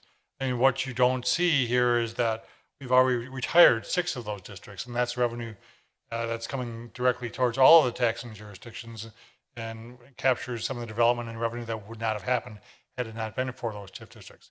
Part of an effective overall strategy for utilizing TIF is to kind of phase how you retire those districts and create those districts so that you do have, ideally, as you're creating districts, you're also retiring older districts to kind of balance that out. Now, certainly some of the major ones we've been creating lately have some longer terms, and certainly given the complexities of the TID 13, we expect this to be on the longer side in terms of how long this district is in place. But we try to be conservative, as evidenced by some of the numbers that Bridget was talking about in terms of the project increment, so that we don't get into situations where they're not performing. We certainly try to keep them as short as possible. And I think that you've seen how TID 6 was structured enabled us to have this opportunity to utilize some of that revenue to really create a district that really captures the vision of this community for the last 40 years in opening up the lakefront. And I know we all have our own stories about how we've been introduced to that kind of mandate from the community is to clean up the lakefront and provide access to the lakefront. This does that. And it does that in a cost-effective manner, again, recognizing that any of these project expenditures that are in the plan need to be approved by this council or subsequent councils. Just because there's a number in the project plan doesn't mean that we're going to go out tomorrow and spend it. This is all subject to approval on individual projects costs by the common council, and quite honestly, would be tied towards individual development agreements, which would guarantee that minimum increment. So it's certainly a rather complex plan, but I think it's certainly one that accomplishes one of the primary community goals over the last 40 years with respect to cleaning up and opening up the lakefront to the public. Thank you, Doug. Mayor, may I? Hank. Go ahead. Go ahead, Steve. I want to add that when I started, I said I was expressing my concerns, and that I didn't indicate how I was going to vote other than someone said, you don't vote no very often. But I want to point out that what I said spurred additional comments by the city administrator and your name again? Jolena. Jolena, which the limitations and the 12% limit, we only have 3. And then Doug's comments about we're at TIF 13, but we pay them off and 6 are gone. I think that's important then for everybody to know that. And I'd like to take credit for my comments having spurred those comments, but the fact that they were stated and now people understand, I had concerns, but there are other information that may not have been spoken tonight that was spoken. I just wanted to make that point. Thank you. Hang on, Arden. I'm getting to you. As a follow-up to Doug's comments, I attended the Plan Commission meeting, and this subject was pretty well vetted between Andrew and Vanderwall presentation and Doug's input, and Larry Haskin made an appearance at that meeting. I thought the subject was vetted very well. Everything was covered. I did have, my main concern was establishing these boundaries, which included the county land and Bender Park land. And I was actually concerned because the way I understand it, the boundaries can be changed as we move forward. There's you can have 4 amendments to the boundaries. So as a follow-up to your comments on the conceptual improvements that could be made in there, the boundaries can also be changed. Because my main concern in sticking increment money into Bender Park improvements is that I think the county should be stepping up on this. And future councils are going to have those decisions to make. Road improvements, there's a possible fish cleaning station down there. I think improvements to parking lots. I think the county should be stepping up and seeing what the city is making as a commitment. I think the county should be also putting money into that lakefront. But like I said, I'll just repeat that those boundaries can be changed, and we don't necessarily have to put that money into Bender Park moving forward. So, thank you. Mr. Dagner, you wish to speak? We do have one speaker. Arden Degner, 8540 South Pennsylvania Avenue. I agree with this remediation process and the years that have been spent. And I remember when Mayor Meyer objected to the fact that Oak Creek had a power plant and we got lights with no charge to the city. I still have one in front of my house. Oh, that can't stand. But we residents recognized the fact that the lakefront had to be improved. And Attorney Haskin dedicated his life, and the mayors from I could name them, but I think the point is, and I want to give you this picture of the fact that Larry Haskin got WEPAC to give us $20 million in addition to remediate the lakefront. What happened, you see, is that we also had a brownfield called Delphi. Now just consider that Delphi, or that the lakefront original plans were to make this a center of the city, new development and everything. But lo and behold, Delphi came up and took its place. That means that these figments of imagination, or the work that these have done in years past, 10 years ago, have to be reconsidered, as Alderman Kurkowski said, because we already have 2,000 apartments scheduled in the city of Oak Creek already. So what kind of a development What kind of cash are we going to lay out now with 35 million? At the lakefront? Why can't we just let, as is mentioned, let others develop this without laying a burden upon us, because we have accomplished Drexel Town Square. We need the TIF developments to pay for all these remediations. Just millions of dollars have been spent by these various DuPont and the others. And we approved, in addition to the power plant. That is the reason why we got that. We were all in favor. The residents are all in favor of the lakefront. Does that mean we're not in favor of it now? No, it means that it's more than what we... Because of the fact that we have Drexel Town Square now, and apartments on Pennsylvania Avenue. Even the mayor of South Milwaukee was complaining to the state representative that he didn't mind to rebuild Pennsylvania Avenue. Where's that going to come from? With 600 parking spaces coming in that development. So what I'm trying to say is exactly it. That we need to have this TIF district pay for the money that's already done. But why do we have to spend another 35 million in 28 years? Thank you very much. Okay, seeing no other discussion? More discussion. You got a slip up here, Rosemary? Can we have that, please? Thank you.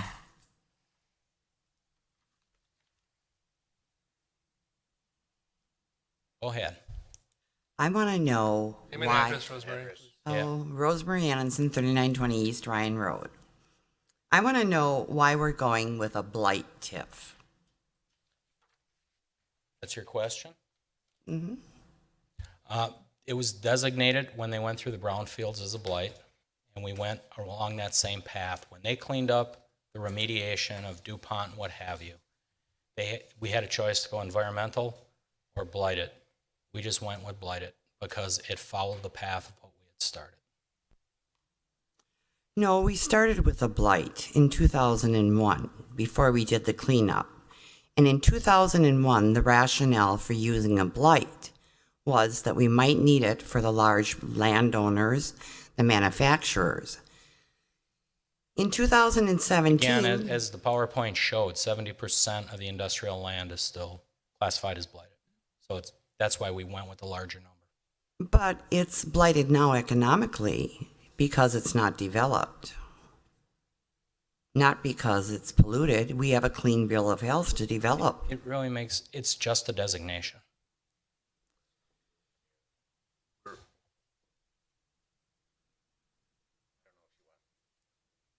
Oh, go ahead. There's still remediation to be done on that lakefront. I think Doug can confirm that. Yes. It's not totally cleaned up. If you think it's No, cleaned up, Cornell. it's not. Cornell needs to be cleaned up. There's still plenty of cleanup to go on down there. More than we'd like. Yeah. But why are we doing a blight? Well, maybe I can shed some light on it if I may, Mayor. I mean, what I think Ms. Anderson is referring to is the option for an environmental remediation TID versus a blighted TID. A couple of reasons why we might have gone in that direction. Based on our historical redevelopment district that was adopted in 2001, there was a blight finding for the properties or certain properties in the Lake Vista neighborhood. Certainly not the exact same boundaries, but kind of trying to remain consistent with that blight finding that was in 2001, and I think later reaffirmed in 2012. We want to remain consistent with that type of TIF district. Secondly, and perhaps most importantly, and I think that in doing some research, we found that there are certain advantages to going with the blighted district as opposed to the environmental remediation TID, in terms of the length of time that you could keep the district open, as well as the potential to do those boundary amendments that You could do, if it were a blighted TID, which you could not do if it was an environmental remediation TID. So gives the council additional flexibility and options in meeting the goals of that project plan.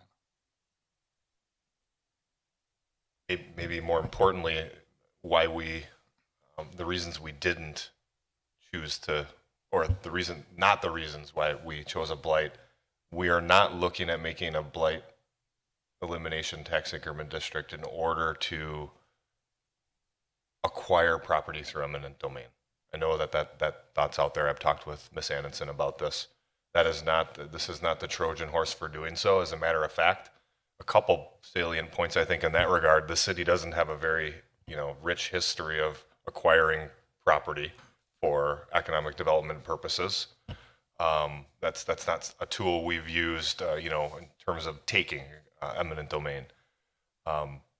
Secondly, we could do that, given the powers of eminent domain that we do have, we could do that without establishing a tax increment district. So that's not the reason we opted for a blight or rehabilitation tax increment district versus environmental remediation. Just to clear that up. I know that was a concern at Plan Commission as well. But you still haven't given me a rationale. I think we gave you 3 different sets of rationale. Name them. I think you got the city's position on it. Oh, I'm not clear on that position. Doug spelled that out pretty clearly. Really? So just to recap and reiterate, it is consistent with the city's historical precedent in the adoption of its redevelopment district. It allows for flexibility in terms of the length of the district, also allows for flexibility in terms of bending the boundaries of the district. That's Bending 3. the boundaries. That's 3. All right, I have a question about that bending of the boundaries. She said that we are allowed to spend 1/2 mile out of the original boundary. Can we do that without extending the boundary? Yes. Oh, okay. I didn't know that. When I was looking at the different types of TIDs, I felt that an environmental would be in our best interest because of the granting. We're now at a point where the brownfields are cleaned up, and all a blight really does is give you guys greater use of eminent domain, greater powers.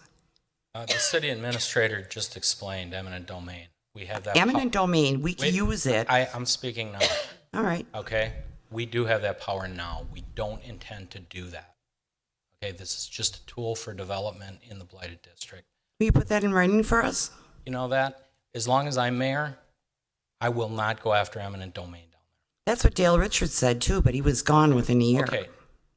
Well, if I'm gone within a year, somebody else will be making the rules. But while I'm here, I will not do eminent domain down Yeah, well, we're looking at a 28-year TID. there. Again, I just told you what I intend to do. I can't speak for others 28 years down the line. So again, as far as your opinion, I thank you for it. But again, we have Vanderwall, we have environmental engineers, we have a lot of people advising us on these TIFs. And again, we appreciate your advice, but we have some very qualified people that are also advising us on which way to go on this. Well, you weren't exactly correct in what you said, that it's not going to cost the taxpayer anything. It's not going to cost the taxpayer anything. Oh, it is going to cost the taxpayer a whole lot. Because, well, you're swallowing the money into paying off the TID. All of the other taxing jurisdictions, MMSD, MATC, Milwaukee County, the state of Wisconsin, and most importantly, our school district loses money. That's it. And when the school district, I'm talking, You got when the school district loses money and the impact of the new schools, then our taxes go up on those other taxing entities. TID 6 will be paid off on time, on schedule. Am I correct in that, Bridget? That's 5 years more for TID 6. And it appears that the city doesn't have enough money to finance the Bender Park, the 18 acres, and that's why you need the donor TID. Again, TID 6 is overperforming. Am I correct with that, Doug? Yes. And it will be paid off in the appropriate time. But the So city we're not isn't adding over- time to it. So again, if you have comments, please start to wrap it up. Where are you going to get the money if you don't do this TID to finance what you've already got going on the 18-acre park? Again, it's a leverage tool to spring development. That's You been have established. 3 TID districts that you have to do some major financing, refinancing on long term. That's going to cost us somewhere between $6 and $9 million just in interest. And again, that's why we have our bond people looking into it, and they will testify as to where we are. We wouldn't go down this path without good counsel, Rose. Well, hasn't the bond people advised us not to refinance at this time because we'd lose our AA standing? They will advise us as appropriate. Nothing saying that we will lose our AA standing. No. So, For the record. okay. You got a finance degree now, Rosemary, too, or Yeah. where's your law degree? You continue to profess all kinds of TIF expertise, and law expertise, but I never see your bona fides in your law school. Well, maybe you better look at it because how can you? Okay, You don't even have Rosemary, continuous boundaries please here. take a minute and wrap it up, please. Why should I? But it's not a public hearing, and we allowed you to speak. So again, the presentation was there. Doesn't seem like you really welcome my speech. This isn't a You're not speech, this answering isn't my questions. We've answered every question, and you've repeated them twice. Well, it's because maybe your answers aren't correct. Maybe it's Or- just not the answer you like. Your 3 minutes is now up. So Oh, thank you. It says I have 13 left, I thought. you're welcome. I ain't going off that. I don't know how to work it. Thank you. All right. Any other discussion? If not, Can I Greg? ask one quick question? Yeah, go ahead, Greg. I just, for my own knowledge, the $99,000 that is currently the tax revenue that the district is receiving, if we do nothing and there's no TID, we still get the money. If we do have the TID, is it correct that we still get that and the money above that is what actually goes into the district? Is that correct? Right. The So- existing tax base continues We're to still go. receiving. Yes, it goes to the jurisdictions that it currently does. Okay. So just, I guess in my mind now, I'm one of the newest people here. The way I look at it is that's been undeveloped for many years, is my thought. And if we do nothing, it could remain undeveloped for many more years. So we could only remain at the $99,000 and really get no gain from it. But if we do create the TID, there is a chance for more revenue stream by spurring the development once the TID obviously is expired. So in my mind, it's required because it's not developing itself as much as I would love to say. The same thing, I would love to live down by the lake. I would love to develop it. It just seems like it hasn't been developing itself for many years. So this is a way to put some money into the infrastructure. And by doing nothing and remaining to get the $99,000, in my mind, we're not really giving anything up because it's only money gained by actually creating the TID that we're actually gaining something. Sorry. Yep. Nope. That's Craig, the just goal. that speaks to the heart of the but-for test you saw in one of her slides. Exactly. That is the exact epitome of why you go through that examination. No, Why not? because I'm done taking public comment on this. Time is up. Your time's up. At this point, any other comments? Okay, motion. I'll make the motion. Just one comment before I make it. This is listed as the 4th district, but I urge all the aldermen, the mayor, staff to keep an eye on this lakefront. It's my district, the 4th, but I'm one of 6 aldermen up here. So keep an eye on this, get to the meetings, and keep yourself up to date on what's going on lakefront. So Tobin will make a motion to adopt resolution number 11812, creating, describing, and making certain findings and approving the project plan for tax incremental district number 13. Yeah, well, second. Roll call. Alderman Toman. Aye. Gale. Aye. Guzekowski. Aye. Kirkowski. Aye. Lorick. Aye. Dukniak. Aye. Okay, moving right along. 17, amending project plan for tax increment district number 6. taking that one? PowerPoint. Sounds like it's Bridget. Jelena's gonna, Okay. I'll pipe in when, when needed. Same story, but a shorter presentation. Do you want me to begin? I mean, there, perfect. There. Okay. Great. So I won't even go through the specific dates, but we are managing the TID 6 amendment process alongside the TID 13 creation. It allows us to have all the meetings in tandem, more efficient, and they work together well. So just to give people an overview of what is required when you are creating a donor TID situation. So as the bullets go through here, both the donor TID, TID number 6, and the recipient TID, which was just established as TID 13, need to have the same overlying taxing jurisdictions, which we know to be true. The recipient TID needs to be created upon finding of blight. So it was important that TID 13 was created as a blighted TIF district in order for it to be a recipient. The donor TID needs to have sufficient revenues to pay for all the project costs that have been incurred under its original project plan, and that will have sufficient surplus revenues to pay for the eligible costs, or at least some of the eligible costs of the recipient TID number 13.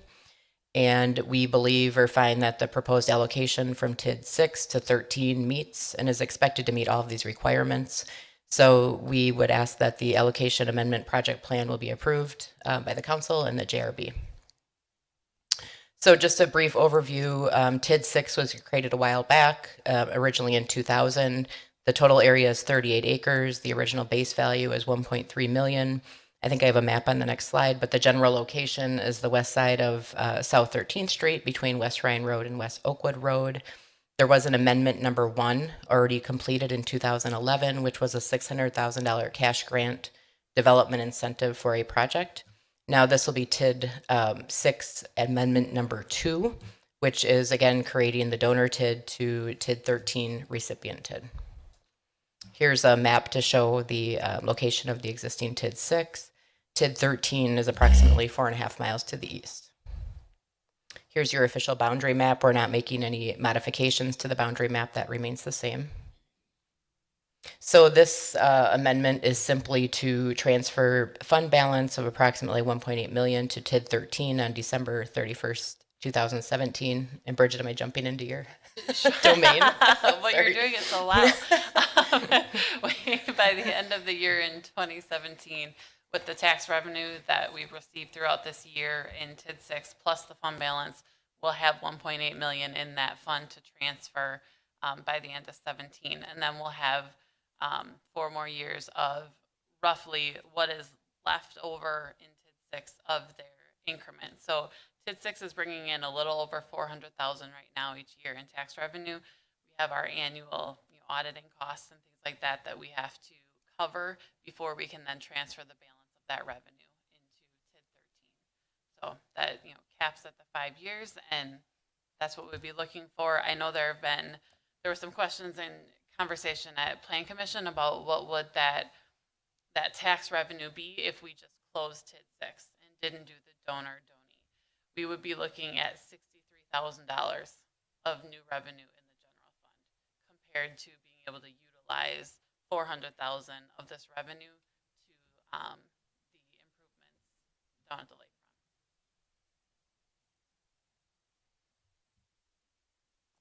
That's it. That one's short and sweet. The amendment document itself is not required to be more than exactly what you're amending. So it's a pretty brief document specifically setting up the donor recipient TID. Alderman Tolan. Could TID 6 be a donor to any of the other TIFs, or is this just for the lakefront because of the blighted designation? Blight designation has to be in place in order for any donor-donee relationship to be established. And I believe the district can only be a donor. There's a formal process. We couldn't just do, obviously we're going through it right now. We couldn't just do it on a whim, but I believe only one at a time. That's as far as I'm aware, yes. TID 6 cannot be applied to any other TIF district. And it'll be, by the end of the 5 years, it'll be the closure time. Any chance that could be extended after 5 years? was one caveat, There was an extension, a 1 or 2 year extension, but I think that butts up against the expenditure period that we have allowed in TIF 6. And it would have to go back to Plan Commission for approval if we chose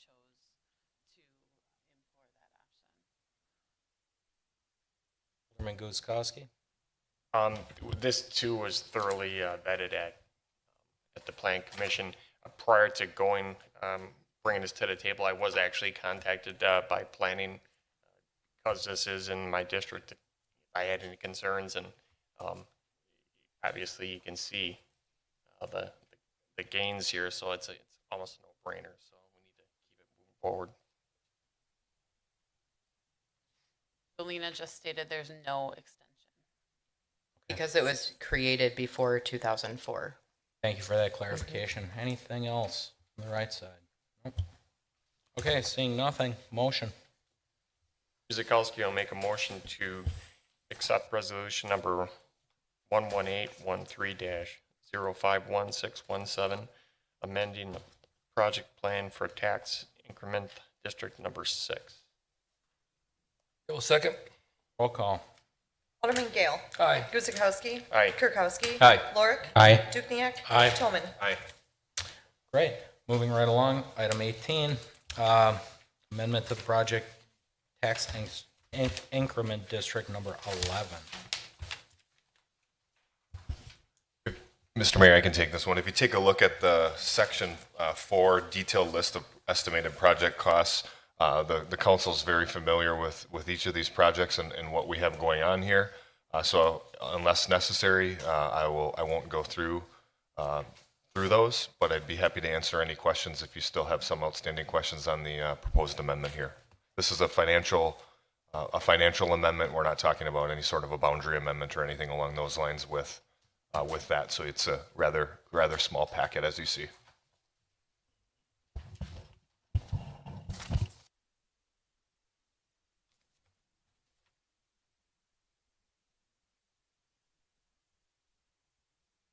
Anyone with any questions that may not be too familiar with this particular one? Seeing none, motion.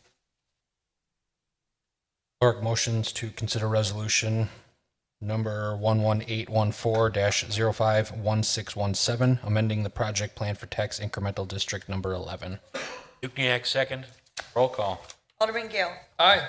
Guzekowski. Aye. Kirkowski. Aye. Lorick. Aye. Dukenyak. Aye. Toman.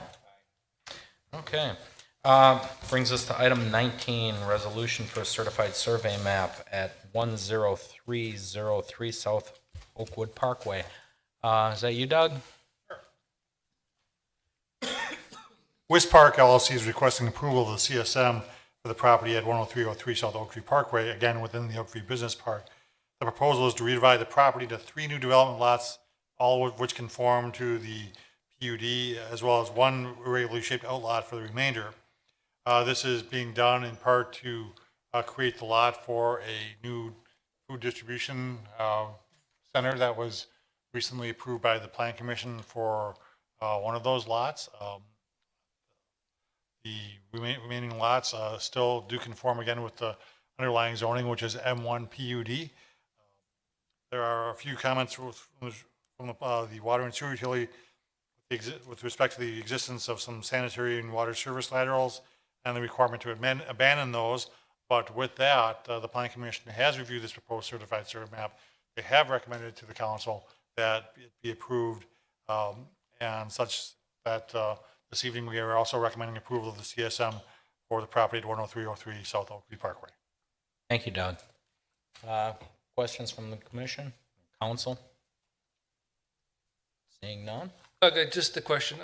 Will the actual site plan map come back through planning and council before for approval? The site plan will not come back to the council. The site plan actually is, as I'm having a moment, I'm not sure if it has been approved or will be subject for review by the Plan Commission in an upcoming meeting. But I know that the council will not be, has not been historically tasked with the process of approving site plans. Okay.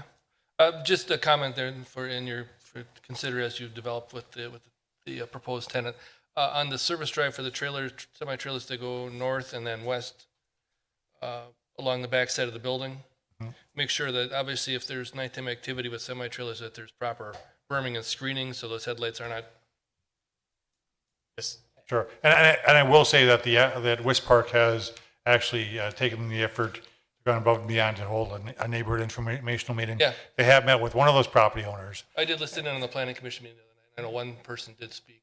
And they have actually take some pretty good strides towards reducing the impact of that building by locating all of the truck docks on the south side of the building. And just to bring you up to speed, Ken, on the lady that came in to speak, she was a little bit worried. She has a berm on the back of her yard. Property actually drops off. So anything on that north side, the east side, west side. Anyways, she's protected, and they're putting a berm in too. Okay. But as Doug said, all the traffic's really on the south I side. know that the docking activities on the south side of the building, Yeah. so those idling and noise activity, you know, like we have at FedEx, the idling is an issue too, so just make sure that's covered in your process. Okay. Anything else? If not, motion? Gail will move to approve approve resolution number 11815-051617, approving a certified survey map for the property at 10303 South Oakwood Parkway. Guzekowski, I'll second. Roll call. Alderman Guzekowski. Aye. Kirkowski. Aye. Lorick. Aye. Dukenyak. Aye. Toman. Aye. Gale. Aye. Moving on to engineering, item 20, award of some bridge maintenance projects. Mike? Thank you, Mayor. We are required to inspect the bridges in the city that are under the city's jurisdiction every other year, so biannually. And we have been working with a bridge consultant that performs the inspections and turns in the paperwork to the state. We've identified 6 bridges that are in need of repair. Rehabilitation. These are not complete reconstructs. And so we had, through council authorization, worked with a bridge designer, Short Alien Hendrickson, and they prepared the plans and specifications. We went out for bid. And we received the bids here 2 Fridays ago. We did receive just one bid for the work for the $668,668.50. So we were not real excited about receiving just the one bid, and the bid itself was over the estimate. We were closer with our engineer's estimate in the 600,000 range. So we discussed what maybe some of the alternatives were, and I could go into some detail on that, but nonetheless, through those discussions, we did stick with a recommendation to award this work. The overriding factor is the delayed maintenance is going to just result in more costs the next year. And one may recall the Nicholson Road Bridge that we got as much life of it as we could, and one day it developed a hole. And so then we had to go on a restricted weight limit for an extended period while we got that design. Well, it has been replaced, and it's a real nice construction. But a lesson that we learned, and we think it comes into play here. So working with finance, we had money reserved under a CIP number, and there is some capacity under a 2013 $3 million construction bond that was geared towards several road projects. We think we have some capacity under there that we could cover the shortfall. So if I could just clarify on the fiscal impacts part, because I didn't catch it with the memo. What Mike has stated is correct. We had an existing CIP number from 2012, 12-016, which had a remaining fund balance of $195,000 from a past project. So we are utilizing that. In 2017, the CIP also allocated $110,000 to these bridge projects of the 1 million cash that we allocate. So that's been placed in 12016 as well, plus the 2 million of these bond proceeds from the $3 million construction bond. So there's multiple sources. We have it covered. And for those that are not familiar with the $3 million bond, we bonded for a taxable bond so that we could utilize these proceeds over the course of multiple years as the projects arose. So we have a running tally list of which projects are utilizing that bond that we're keeping track of. Anybody? Greg? If this is kind of sent back for more bids, it sounds like it was kind of a little more than was expected and there was only one bid. What's the turnaround time? I understand the work needs to get done. How much time would surpass if it goes back? At this time, we are skeptical that we could go out to bid and get additional bidders. And kind of alluded to the report. We talked to the loan bidder, and he indicated he thought that perhaps his main competitor had secured work for this year, so did not bother to put in a bid. Sorry.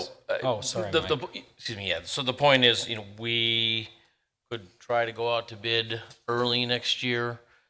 We did that a couple of years back with the road projects, and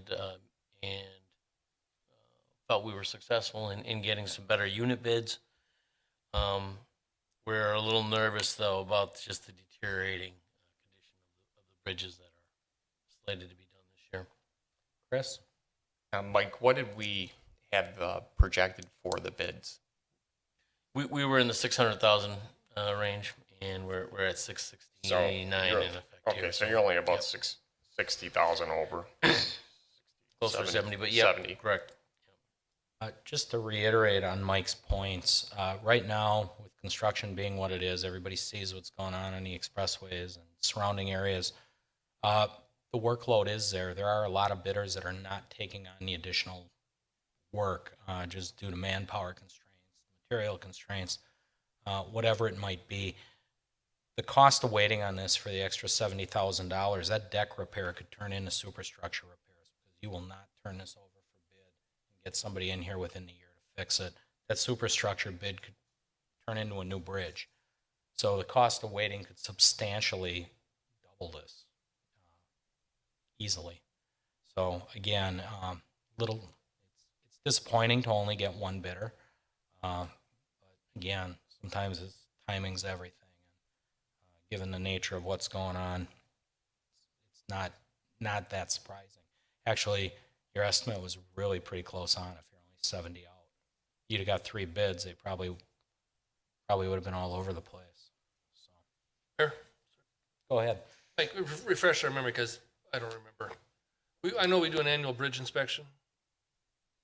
So these 6, is this will be found in our annual inspection, or this was on our long-term capital improvements plan? I don't remember. These were identified, I believe, originally in the previous year's budget. Did not get the funding. Came back this year with a revised CIP request, and the money was found to proceed this year. You are right, Ken. They do go out, do bridge inspections every year, and actually there's a couple that didn't grade very high within the city, I was told today. It's actually every other year they're required, but some, when they get to a certain rating, then we do those every year. And we do have some that are. I know we did 3 that. bridges last year, and but prior to that, we hadn't done any for a while, from what I recall. That's correct. So you see ongoing bridge repair as we move forward? Or does this take care of the major ones that we had This will covered? take care of the major ones, but, we had gone, in my opinion, we had gone too long without doing anything. So I don't expect this to be a yearly project, but maybe every 3rd year, 4th year, we should do a project of this nature.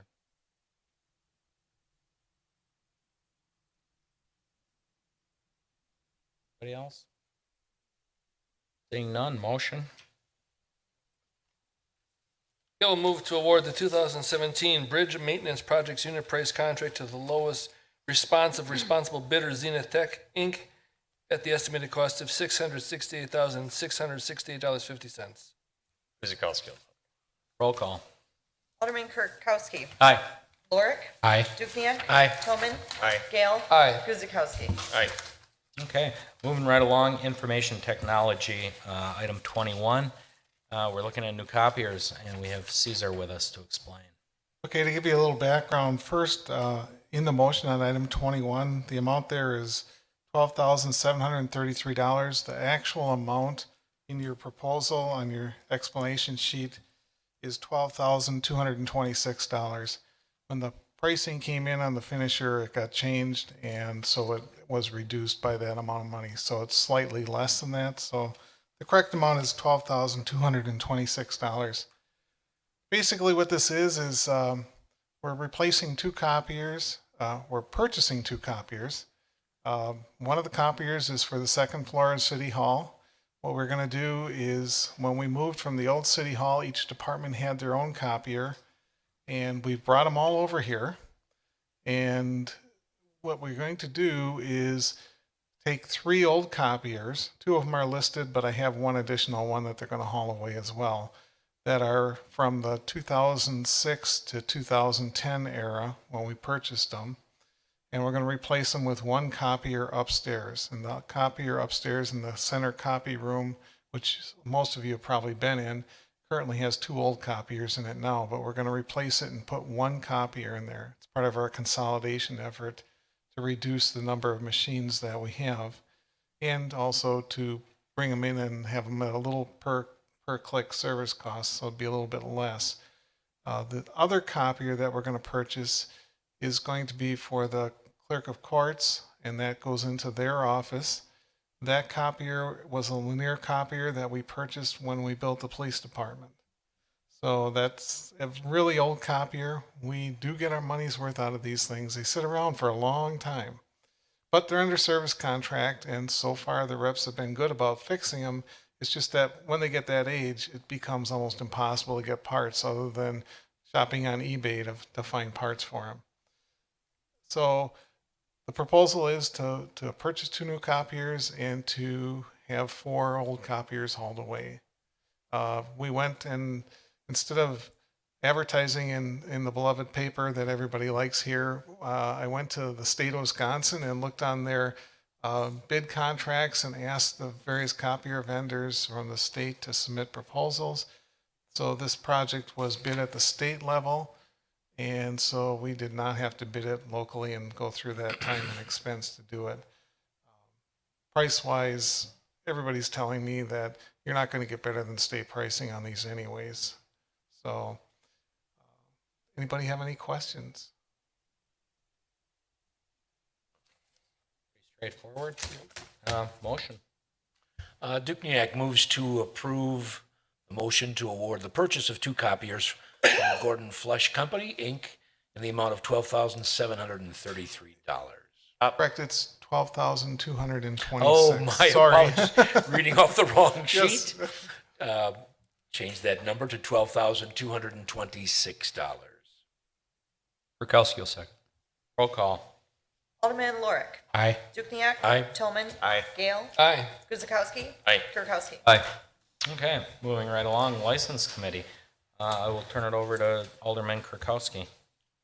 Thank you, Mayor. The License Committee met on May 10, 2017. Minutes are provided. Yearly alcohol licenses will be presented at the June 6, 2017 council meeting.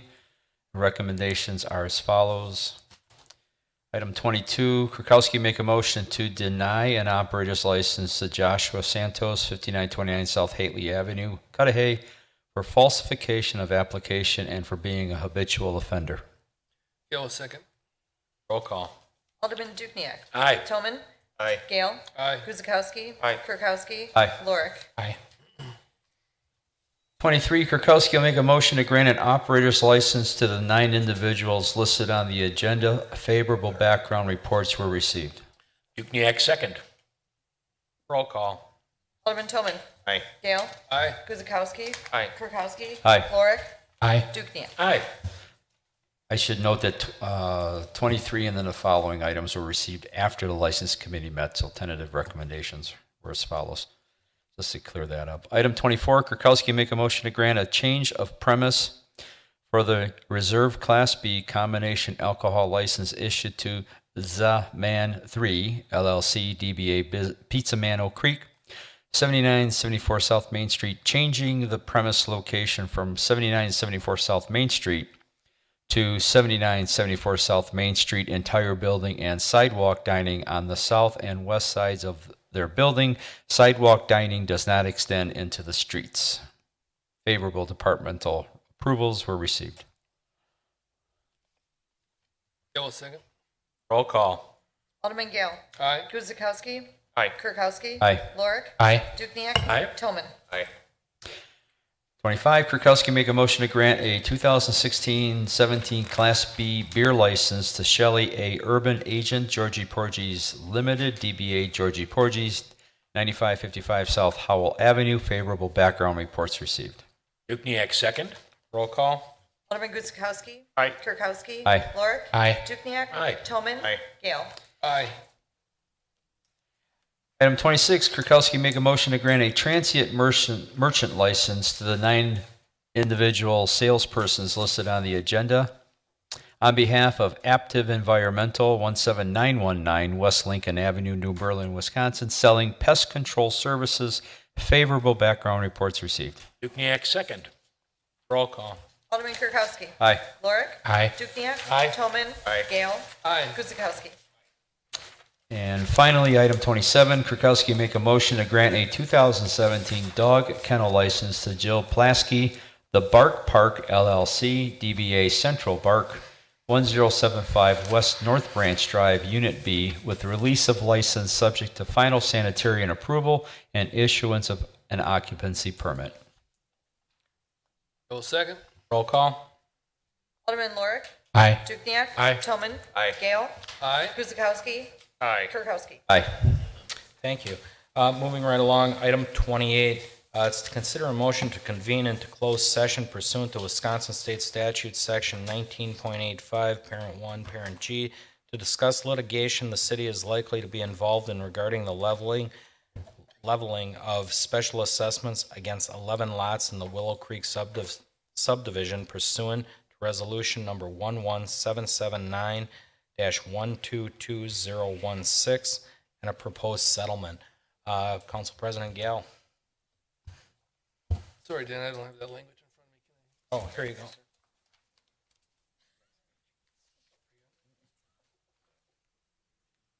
I have it here.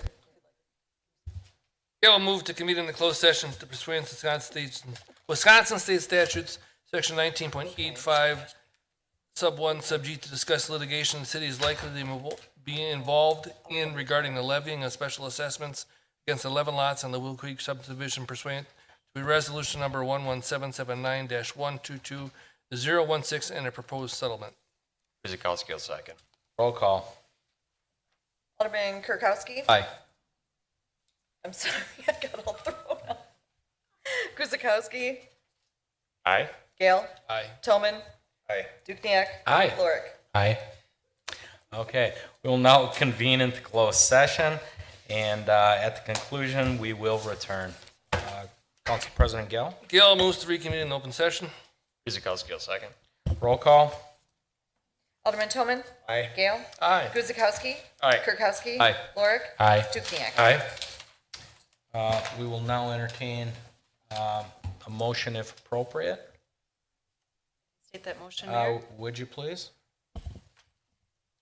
It would be a motion to approve a settlement agreement with Willow Creek Estates, VGKI LLC, and DDR Builders LLC by Acorn 6A Willow Court LLC regarding the satisfaction of the special assessment imposed under Resolution Number 11779-122016 as outlined by the city attorney in closed session, and to authorize the mayor to execute a release. Gale concur with the city attorney's motion. Guzekowski will second. Roll call. Alderman Gale. Aye. Guzekowski. Aye. Kirkowski. Aye. Lorik. Aye. Dukenyak. Aye. Toman. Aye. Excellent. That is it, other than adjournment, if you're all in agreement. Kirkowski will make that motion to adjourn. Oracle second. I don't know. Second? I got three of them. I don't Oracle know. second. Beach to it, Chris. Yeah, Laura's got it. Lorik. Lorik. Roll call. Alderman Guzekowski. Aye. Kirkowski. Aye. Lorik. Aye. Dukenyak. Aye. Toman. Aye. Gale. Good night, everybody. I'd like to thank Vanderwall, our staff, engineering, and our IT guy. Again, long nights, but well laid out, very good meeting. Thank you for the information. Again, you help make our jobs easier. Again, everybody go out there, discover Oak Creek, celebrate Oak Creek. See you in 2 weeks.